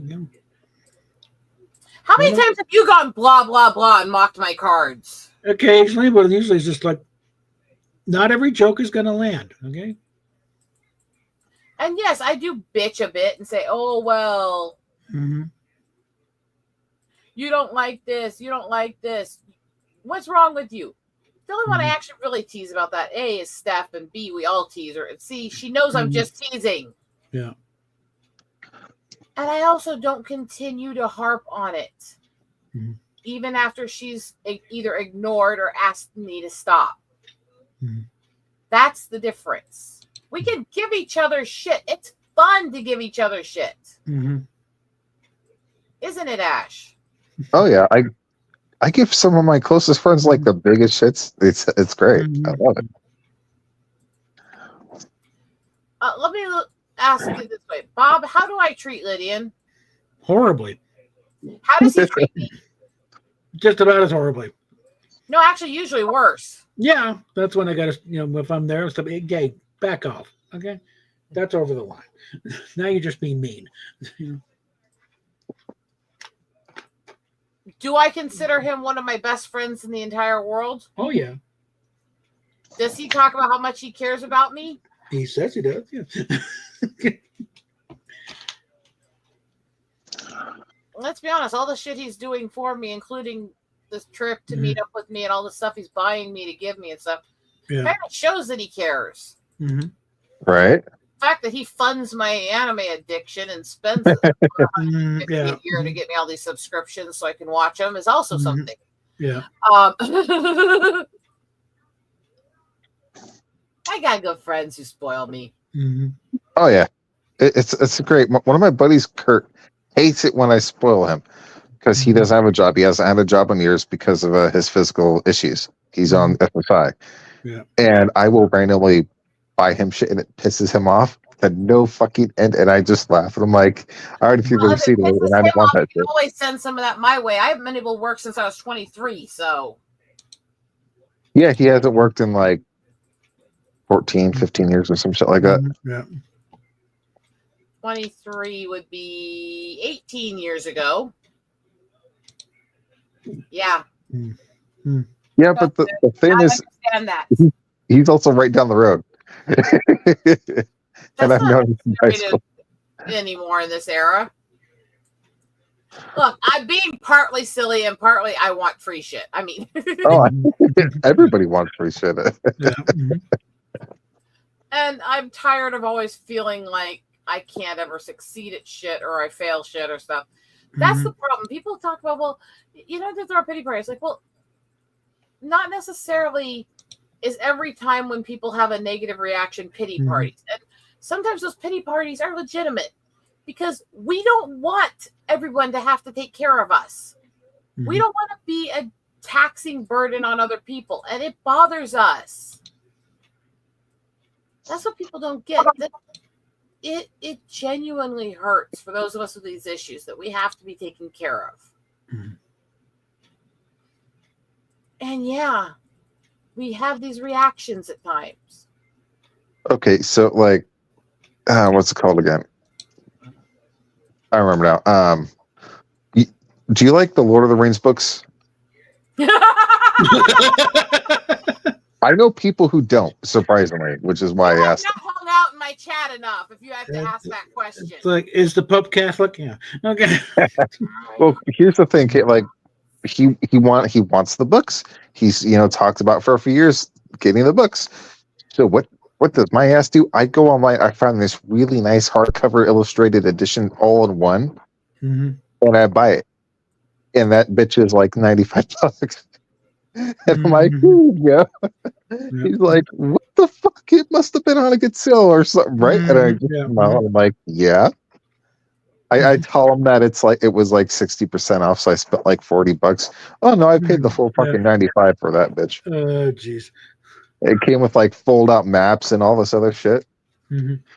Let me put it to you this way. When I was in Job Corps, I saved most of a year while doing side jobs to save up the money to get a fucking real gold mock-up of the One Ring. I have a replica of it. I had a gold replica. It was stolen in college. Ooh, that sucks. Yeah. Along with Yeah, mine. that Mine was Superman omnibus. found. Yeah, I found mine on the fucking ground at a Renaissance fair. They did a lot of fake replicas and gold-plated replicas. I sprang money to get a real gold replica of it. Man, I got a plastic one I got out of a Lord of the Rings Monopoly set. So, I also still need a copy of the Superman omnibus if I could ever fucking get the money. yeah. I mean, on the lookout for one that's like hopefully not arm legging enough nut. Well, until they did the re-release in 22, you couldn't find any copies of it. So Yeah. at least it's available now. To reiterate, I had the hardbound omnibus of the entire Doomsday Saga and Death of Superman when I was younger.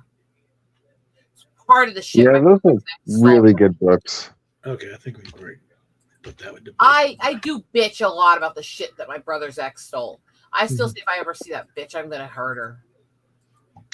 As you should. I know I would. Any comic nerd who wouldn't cut a bitch for stealing that rare of a collector's hardbound comic book set, especially one that was as culturally significant as the Doomsday Saga. You're not a comic nerd if you wouldn't cut a bitch for stealing shit like that. I have that paperback, and I'm fine with that. It wasn't just the paperback. It was the entire story for over a year in one hardbound book together. Yeah, the death and rebirth. Yeah, I know. I had that. I had the original hardbound omnibus of it. Oh, nice. Yeah, no, I just have one of the reprints that they've done. And that fucking bitch stole it and sold it for her drug money. See, I would do more than cut up. Or I would 900 miles away, mind you, at the time. Make sure she was safely out of reach. Right. Well, actually, that was about the only intelligent thing she ever did. Yeah. Because I would cut a bitch. In Minecraft, you can suck my bitch. I mean, now that's that constitutes grand theft. So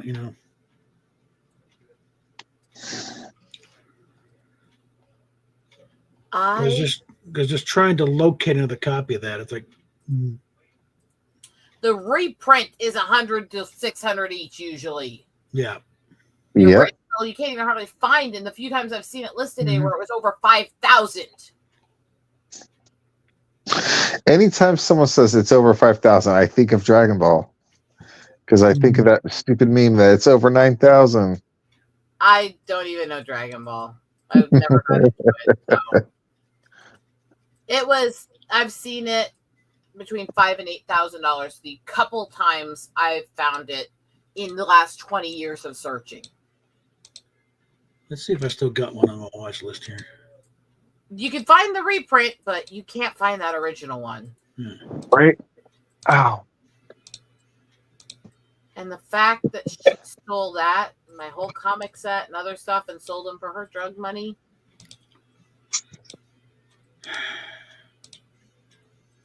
Do you understand that I could commit homicide so easily? Mm-hmm.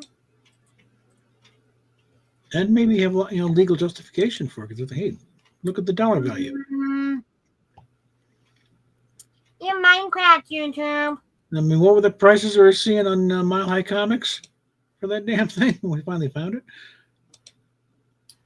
We still never found the original, and even the reprints and stuff were still hell. For fuck's sakes, the one comic on its own, the print of the regular, just first comic from that set. Even the reprints of that one are still selling for $50 to $100 just for that first comic. Which, by the way, that first comic from that, my husband actually found me one of the first printings of. It doesn't replace my both comic collector set and book set I had of it, but at the start. Now, I made a point of tracking down all the individual issues. I had every issue and the book set. I had all kinds of weird, obscure comics.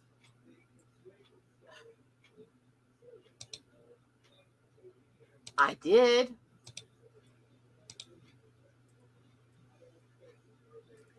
Cut a bitch, cut a bitch, cut a bitch. Here we are.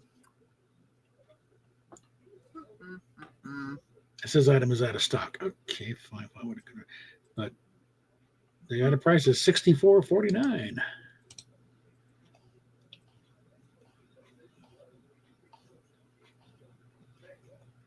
I am happy. Let's see what else I got here. That my husband's been trying to help me track down the replacements to that. Yeah. It's a good boy. Good boy. Yes, you trained him well. Alone today. I mean.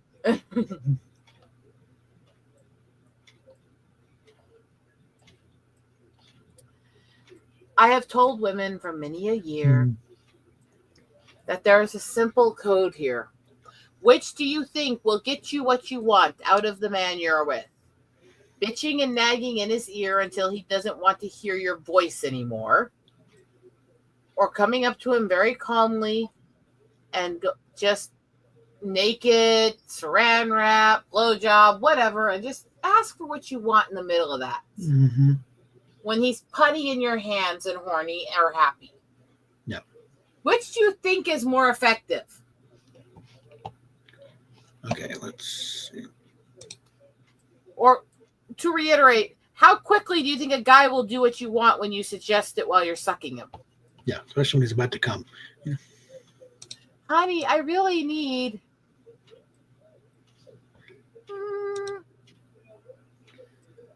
Yeah, here's one I got on watch right now.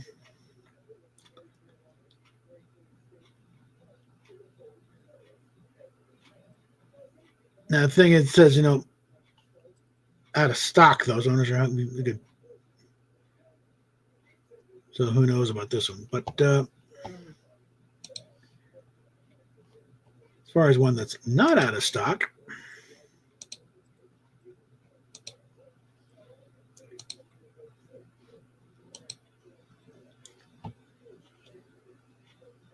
asking $320.99. Buy it now.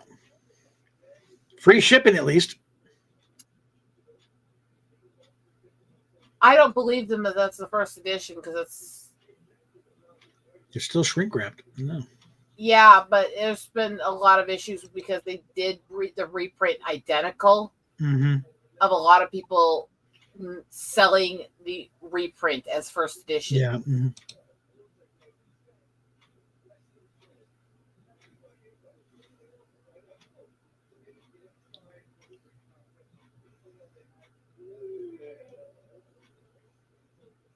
And I don't see a date on the book. Yeah, it's like... I don't believe it at that price because it's never that cheap for the first edition. The thing retail for $150 originally. And it's a hella collector's. Yeah. So no, I think that one's a fraud. It happens. It happens a lot with that one. Yeah.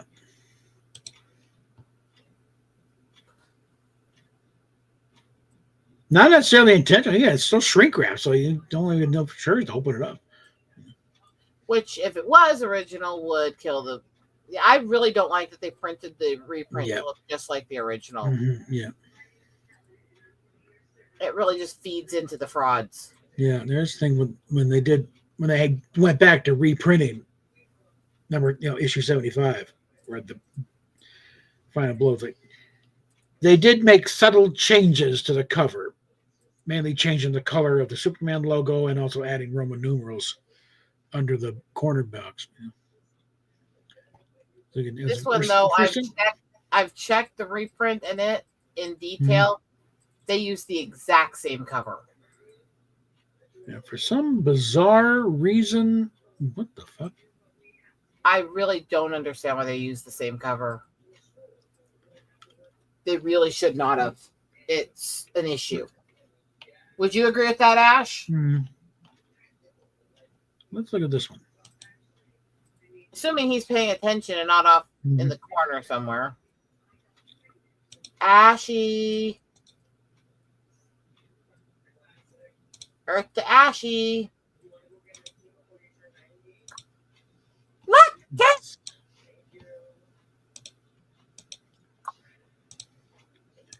Wow. Here's one. It's Australia. Yeah. Of course, that you can only go because this is a file photo of the cover. It's like not what you see in the book. And that's listed as the reprint. Well, at least you got it. Yeah. And does that look any different than the one you're just looking at? Mm-hmm. I find it very distasteful they use the same cover. You're not supposed to use the same image for different printings. Yeah. It makes it way too easy for frauds to occur. Yeah. And they've had a lot of people that go, well, then just show the evidence that's the first printing. Show the picture of that inside. It's like, that inside? Maybe his system crashed. Yeah, it's been doing it. Well, how easy is it for people to track down a picture online of that inside and just edit the image and make it look like it's their own? Yeah.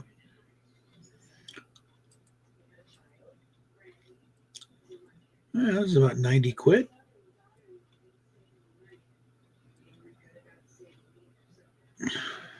I want my book back. I'll go and mark that on the watch list.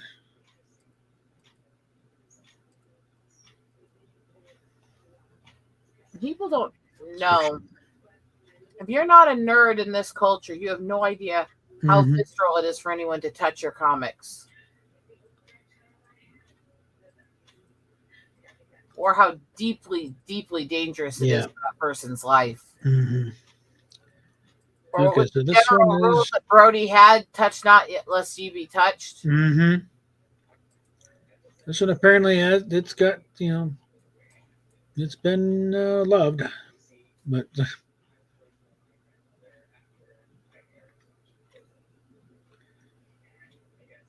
with the remainder, it was from the clearance shelf of whatever bookstore it came in. I could live with one as long as it's readable and not really hyper damaged. Well, they said acceptable, so it's probably just coverware more than anything. Granted, I still want one that actually is in good shape, like the one. Yeah, it'd be better if they actually had a picture of the book instead of just a file photo from DC. Yeah. All right, let's do a search here.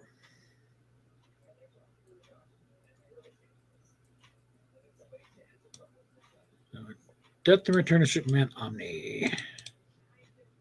I will tell you, I've had more issues with having to press charges on sellers not sending what you bought on eBay than other sites. Yeah. Right, I actually used to have a pretty good seller rating on eBay. Selling stuff I made, mind you. Treating it like an art site. Yeah.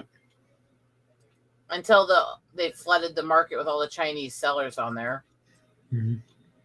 Because you can't make homemade goods and compete with the prices of those.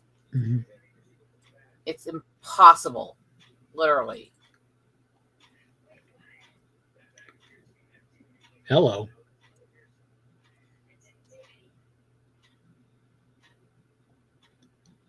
Check that. I think rack up a few here.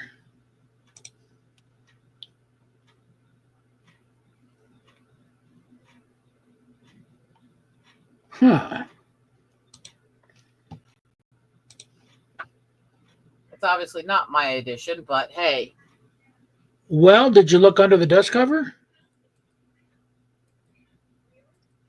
We'll just say yes. Was that the picture? That one said 2007, and no, it didn't look quite like that at that era. That one that looked different was obviously different. Well, I'm not talking that. I'm talking this one here. With that one, I'm not sure. I couldn't see that one very well. I'll pull it up in a second here.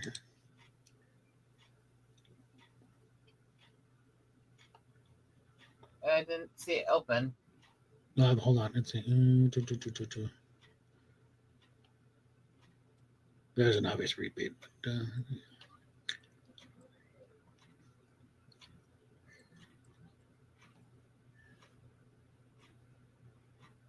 trying to focus on the ones that aren't, asking for major organs.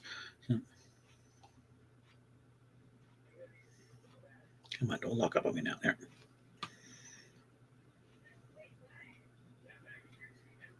I know I sound terribly old-fashioned when I said I'm not buying certain collectibles online. I don't trust it.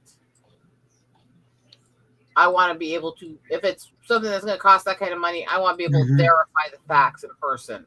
Yeah.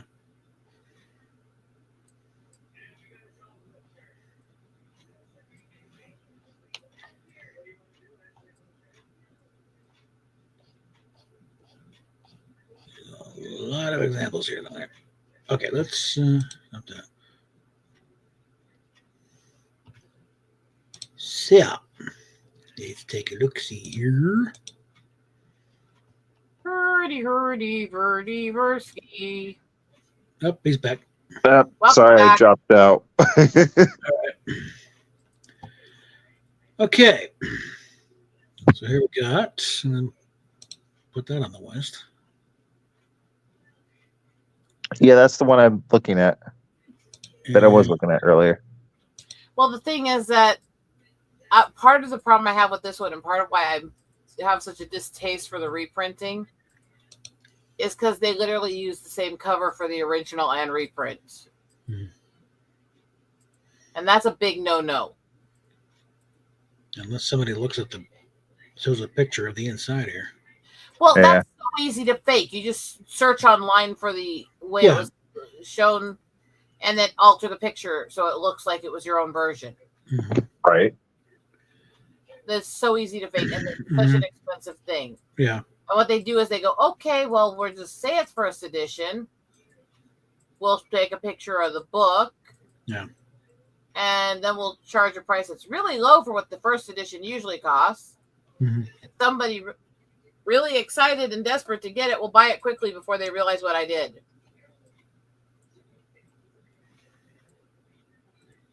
This looks to be in pretty good condition, and they're not making claims over there with first or whatever. It's just,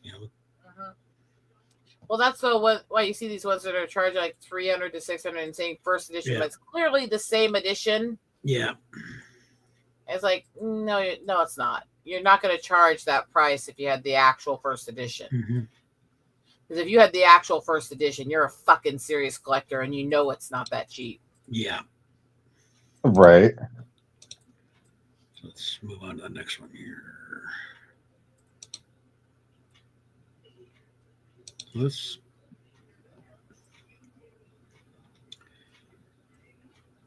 it's 2007. I'm thinking if this might be what you see under the dust cover. I just want another copy of it. A, to have in my collection, and B, to actually sit down and read through again. Yeah, it's one of those that you got to read it. Yeah. It doesn't matter if you like comics or not. Like, I know people who hate comic books, and they read that, but just that story because of how culturally significant it fucking was. Yeah. Again, when it comes to comics, Superman is not my favorite because I'm not as big of a fan of the Golden Boy, who's more squeaky clean image. And the best Supermans haven't been able to be Superman in a long time because of a lot of issues. But yeah, no, I get you.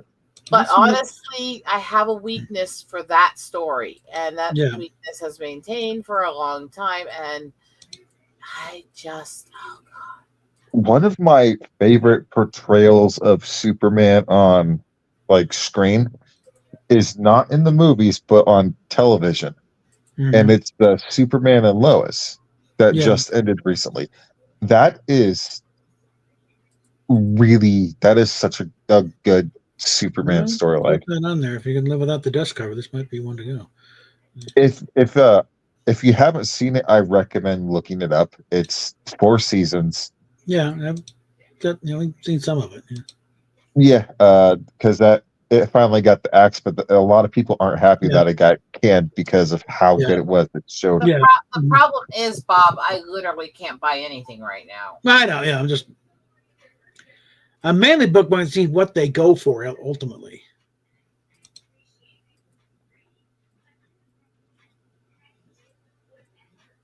And I hope Ash realizes, well, I may have teased him. I don't expect anyone to give me anything. I just want it. Okay, let's see. This one is a buy it now, so it should be around a while.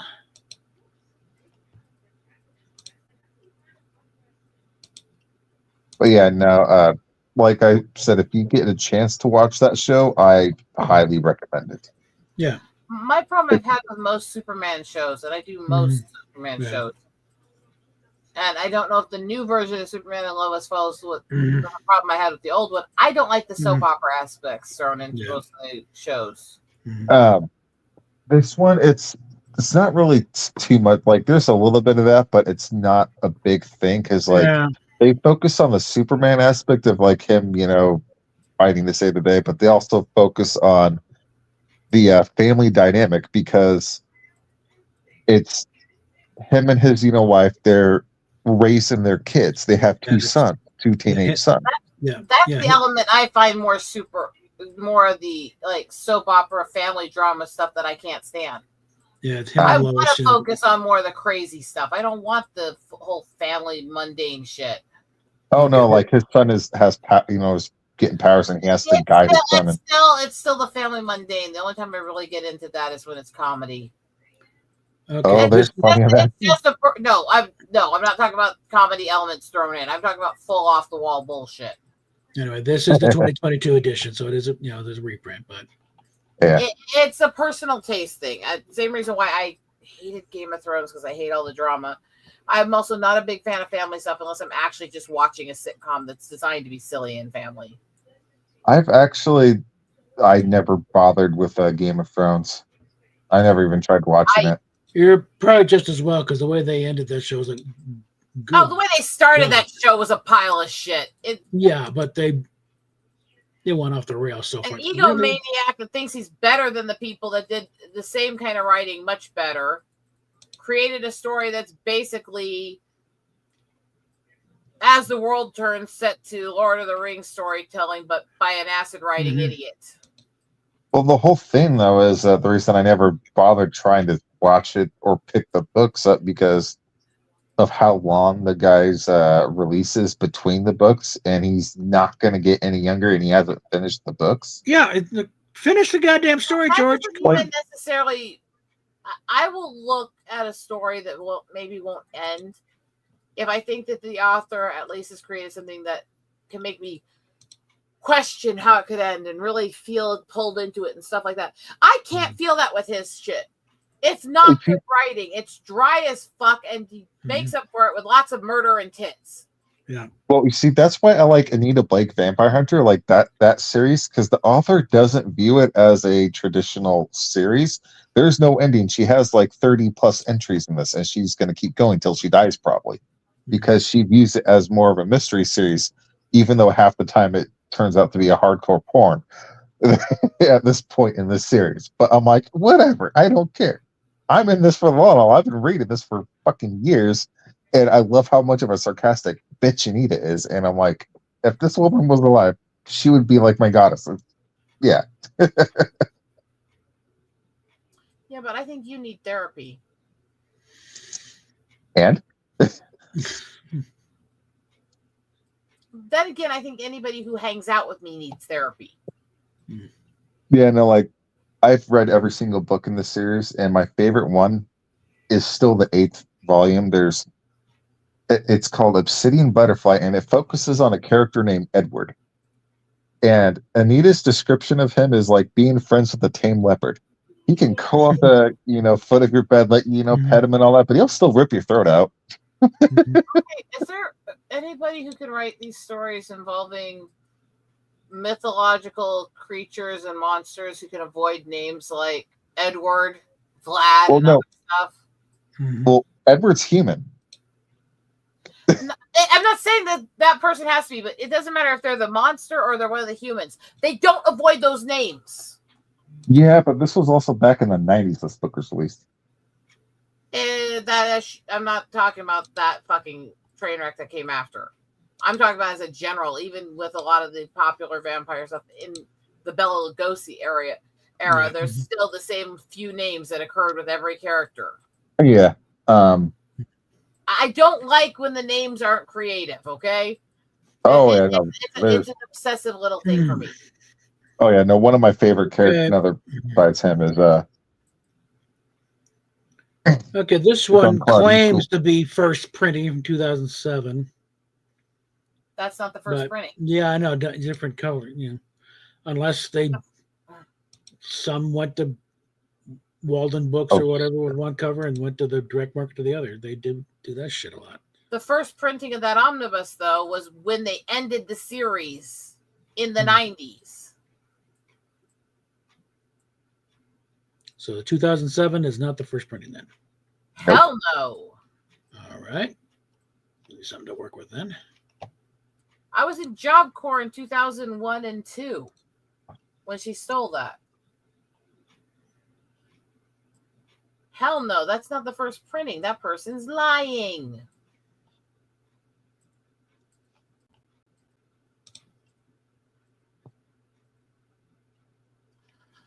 Oh, people are so stupid. They think I'm going to fall for that. Yeah, they never put that into a collection book until then. It was literally a big deal that it was a collection book when the set was coming out.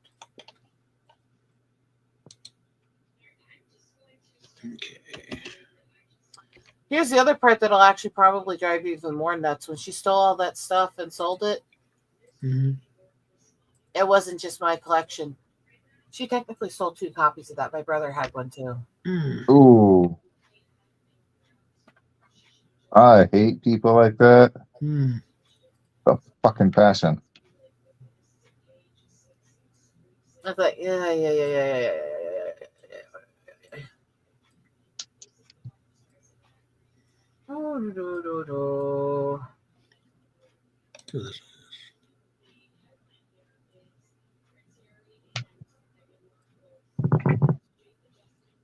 I will always go back to the best people to play Superman. You can rate them all and all this, and there's been a lot of good actors who played Superman over the year, but still to be the best are always going to be Reeve and Reeves. It's 2022. So that's true. That's nothing against any of the other actors, but look what you're up against. Right? Yeah, you can't beat the originals. The Brandon Routh did pretty good. Like I said, it's not a slight at anyone else. You just can't beat the originals. Oh, I know. And I like his really good because he played Reeves' version. I mean, it was supposed to be a direct sequel to the second movie. 2. Yeah. It's a Superman movie as if the 3rd and 4th never existed because of how dog shit those movies are. Yeah, it's like we're just gonna skip them. Which I was like, that's actually cool. I can respect that. I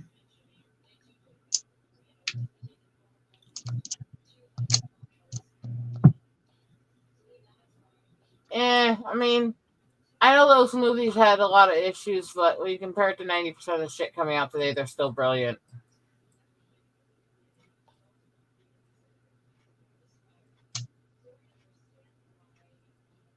And definitely with those Superman movies, the problems were never the actors or their abilities.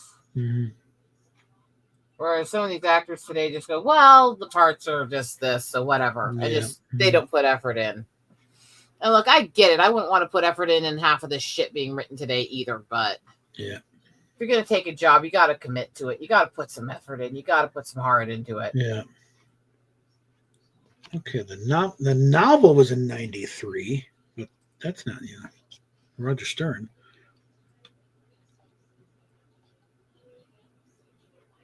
Let it go for tonight because I'm gonna end the stream here anyways. Yeah, might as well. It's really frustrating how actually hard to find even the records of books being printed. And before about 2005, it actually is. Mm-hmm. You'd think with all the technology we've had for decades, they would have done a better job keeping track of half the shit being made in the publishing industry, comic industry, and Hollywood over the last while. Mm-hmm. The early site Pennywise on that, there's 2007. So.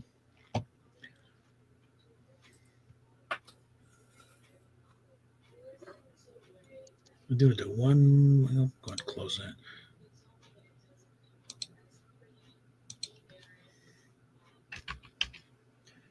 Take one more swipe at My Like Comics here.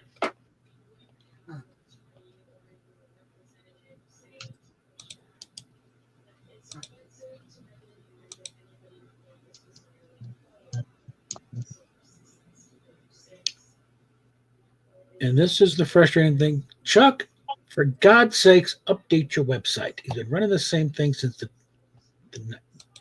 fucking 90s.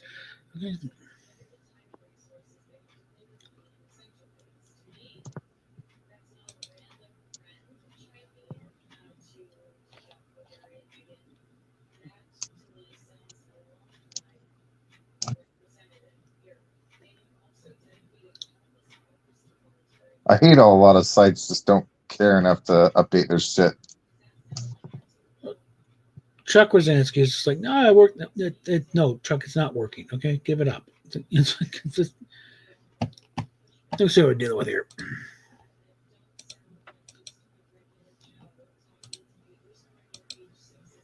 Like, this is the kind of thing, I got a freeware on a disc of cataloging your comics. It's like, come on, all right.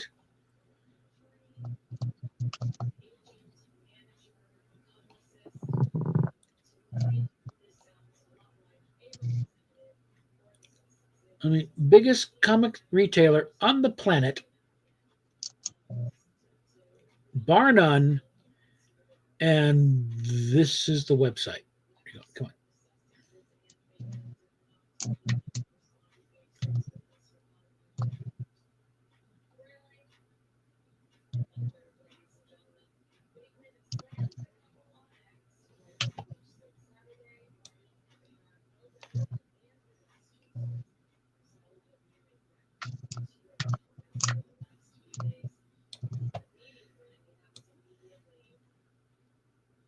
I went through this one time, just getting a general, let's see, and also the way it's necessarily, packages, like, that's not. Okay.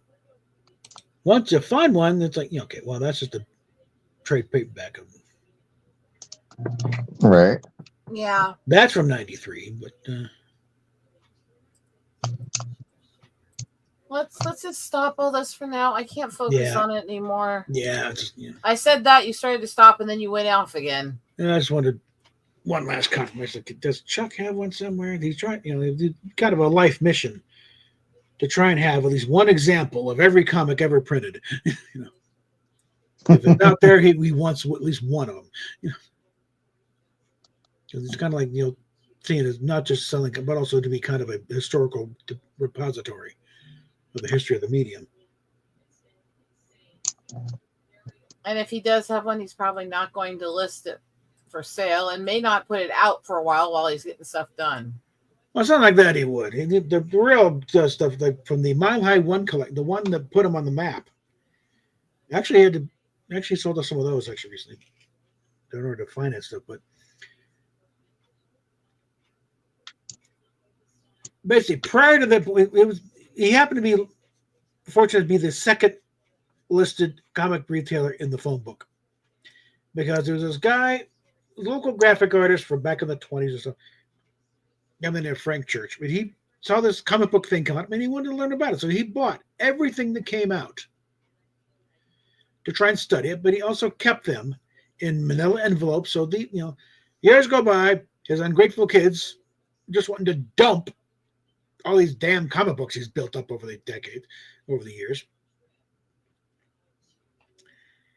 And the first one they called, the place called Colorado Comics, not the same place that was now, but they were going to charge them a certain amount to go through them to make sure where they had anything. They know what they got. They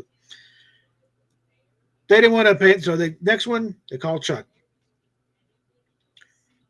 And what they have is basically mint condition copies of every comic book starting from like the 30s. Nice. Including Action Comics #1, Detective Comics 27, all these, and he kept them in beautiful condition in the manila envelope. So it's like, I think he paid, I don't know, $7,000, I think, or something. But it's like, holy shit! Man, I would freaking die happy to look through those. And this is back in the 70s. This is what put him on the map. And also, it's like now when he was going to Comic-Con, because he got to discuss it with how it's turned into a media fest now. It's not worth it, because nobody gets past the stuff at the front, in the dealer's room, all the studios. Nobody goes back to actually look at the comic books. It's Comic-Con. So if I just said, no, we're not going anymore. Fuck it. But when he was going there, he was one of the guys. People are, oh, it's from the Mile High Run collection. He goes, no, it's not. How do you know? I'm Chuck Krasinski. You own my comics? No, that's not one of mine. And legend has it he's got a few of them still in the safe at home. As he should. Yes, especially probably the Action comic and the key issues. But he had to sell off some of them in order to finance take care of, because they had stores all over town, and they had even a big store in California, in the LA area. But a few years ago, he started pulling everything back. So like, no more. Everything is at the mega store. It's an old warehouse next to an old railroad track. He may have to move soon because they're trying to gentrify the neighborhood. And this is an old warehouse. We've got everything there in one spot. And because they're trying to change it, the property taxes are going nuts. That's unfortunate. So I may have to, if there's still an old Toys R Us somewhere, to think, okay, there we go.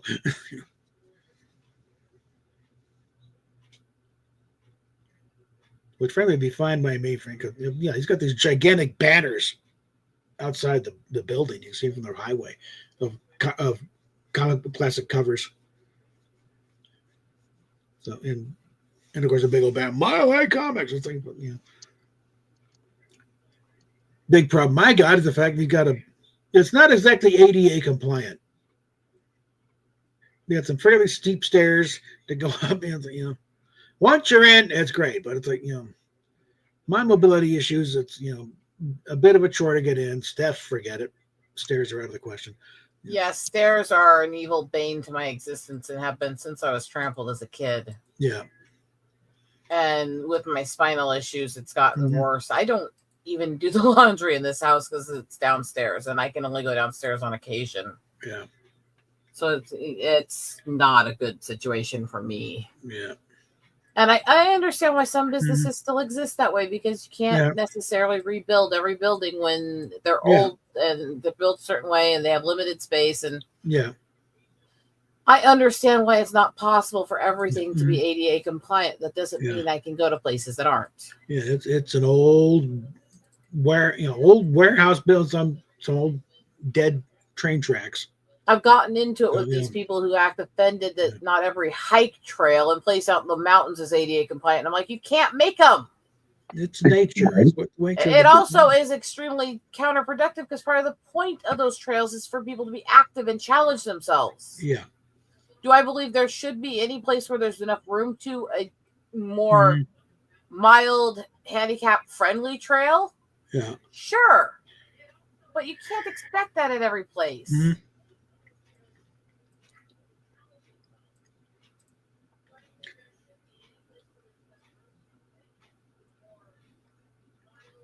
I'm still fairly friendly with the people there. I've technically worked there 3 times, and it's gone disastrously wrong every time. I think finally it was the last time was like, back in 2007. No, it was the 90s, actually, because I remember it was the time Obama was elected.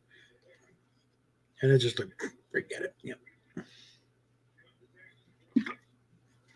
I'll cop to a part of it being my fault. So I was like, okay, that's it. Just part while we still like each other, okay?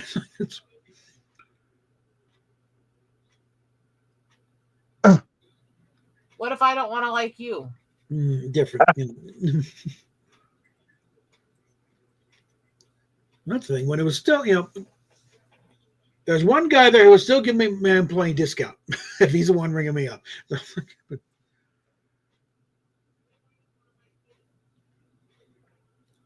When Radio Shack was still a thing, I had a buddy who worked there. I was friends with him. I was friends with the manager.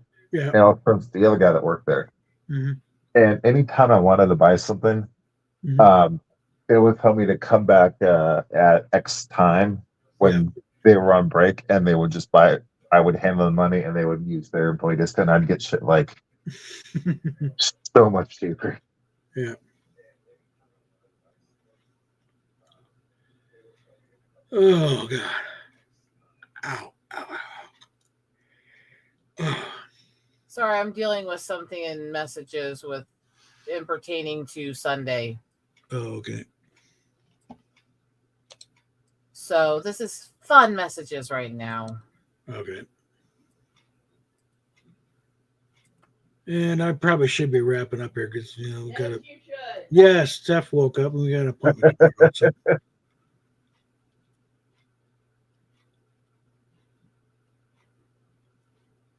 Let's see here.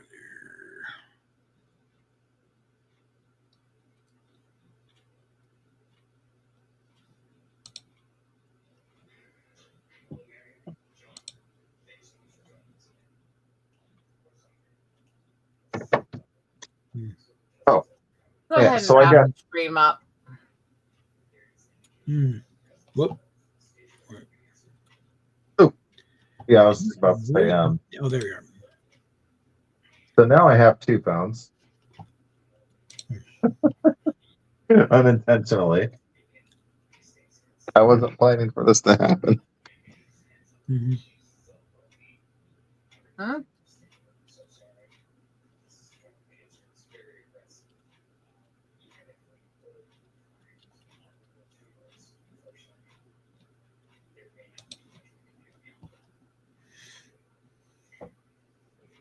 So go ahead and get things wrapped up, Bob. Yeah.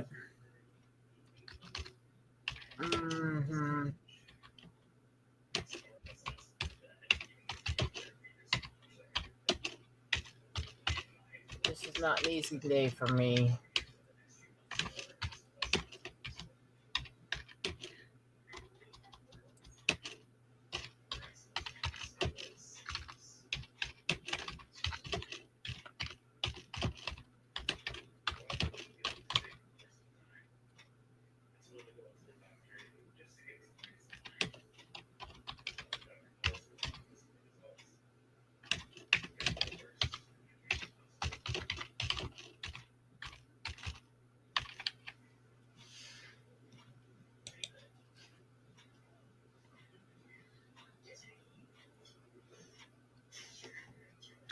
All right, where are we at here? Okay. So, on that happy note, folks, if you stuck around this long, great. Then links down on the thing. Top one is actually supported an old friend who's going through stuff out in California, but she doing fine. But the rest of it's like where I'm needing help because expenses are not slowing down for us, and God forbid we actually start to try and get ahead a little bit because it's like wonderful government program. It's like, no, we're going to keep you down by raising your rent. So on that happy note, we'll talk at you later. Nope, we're not going to bother with that thing. So go.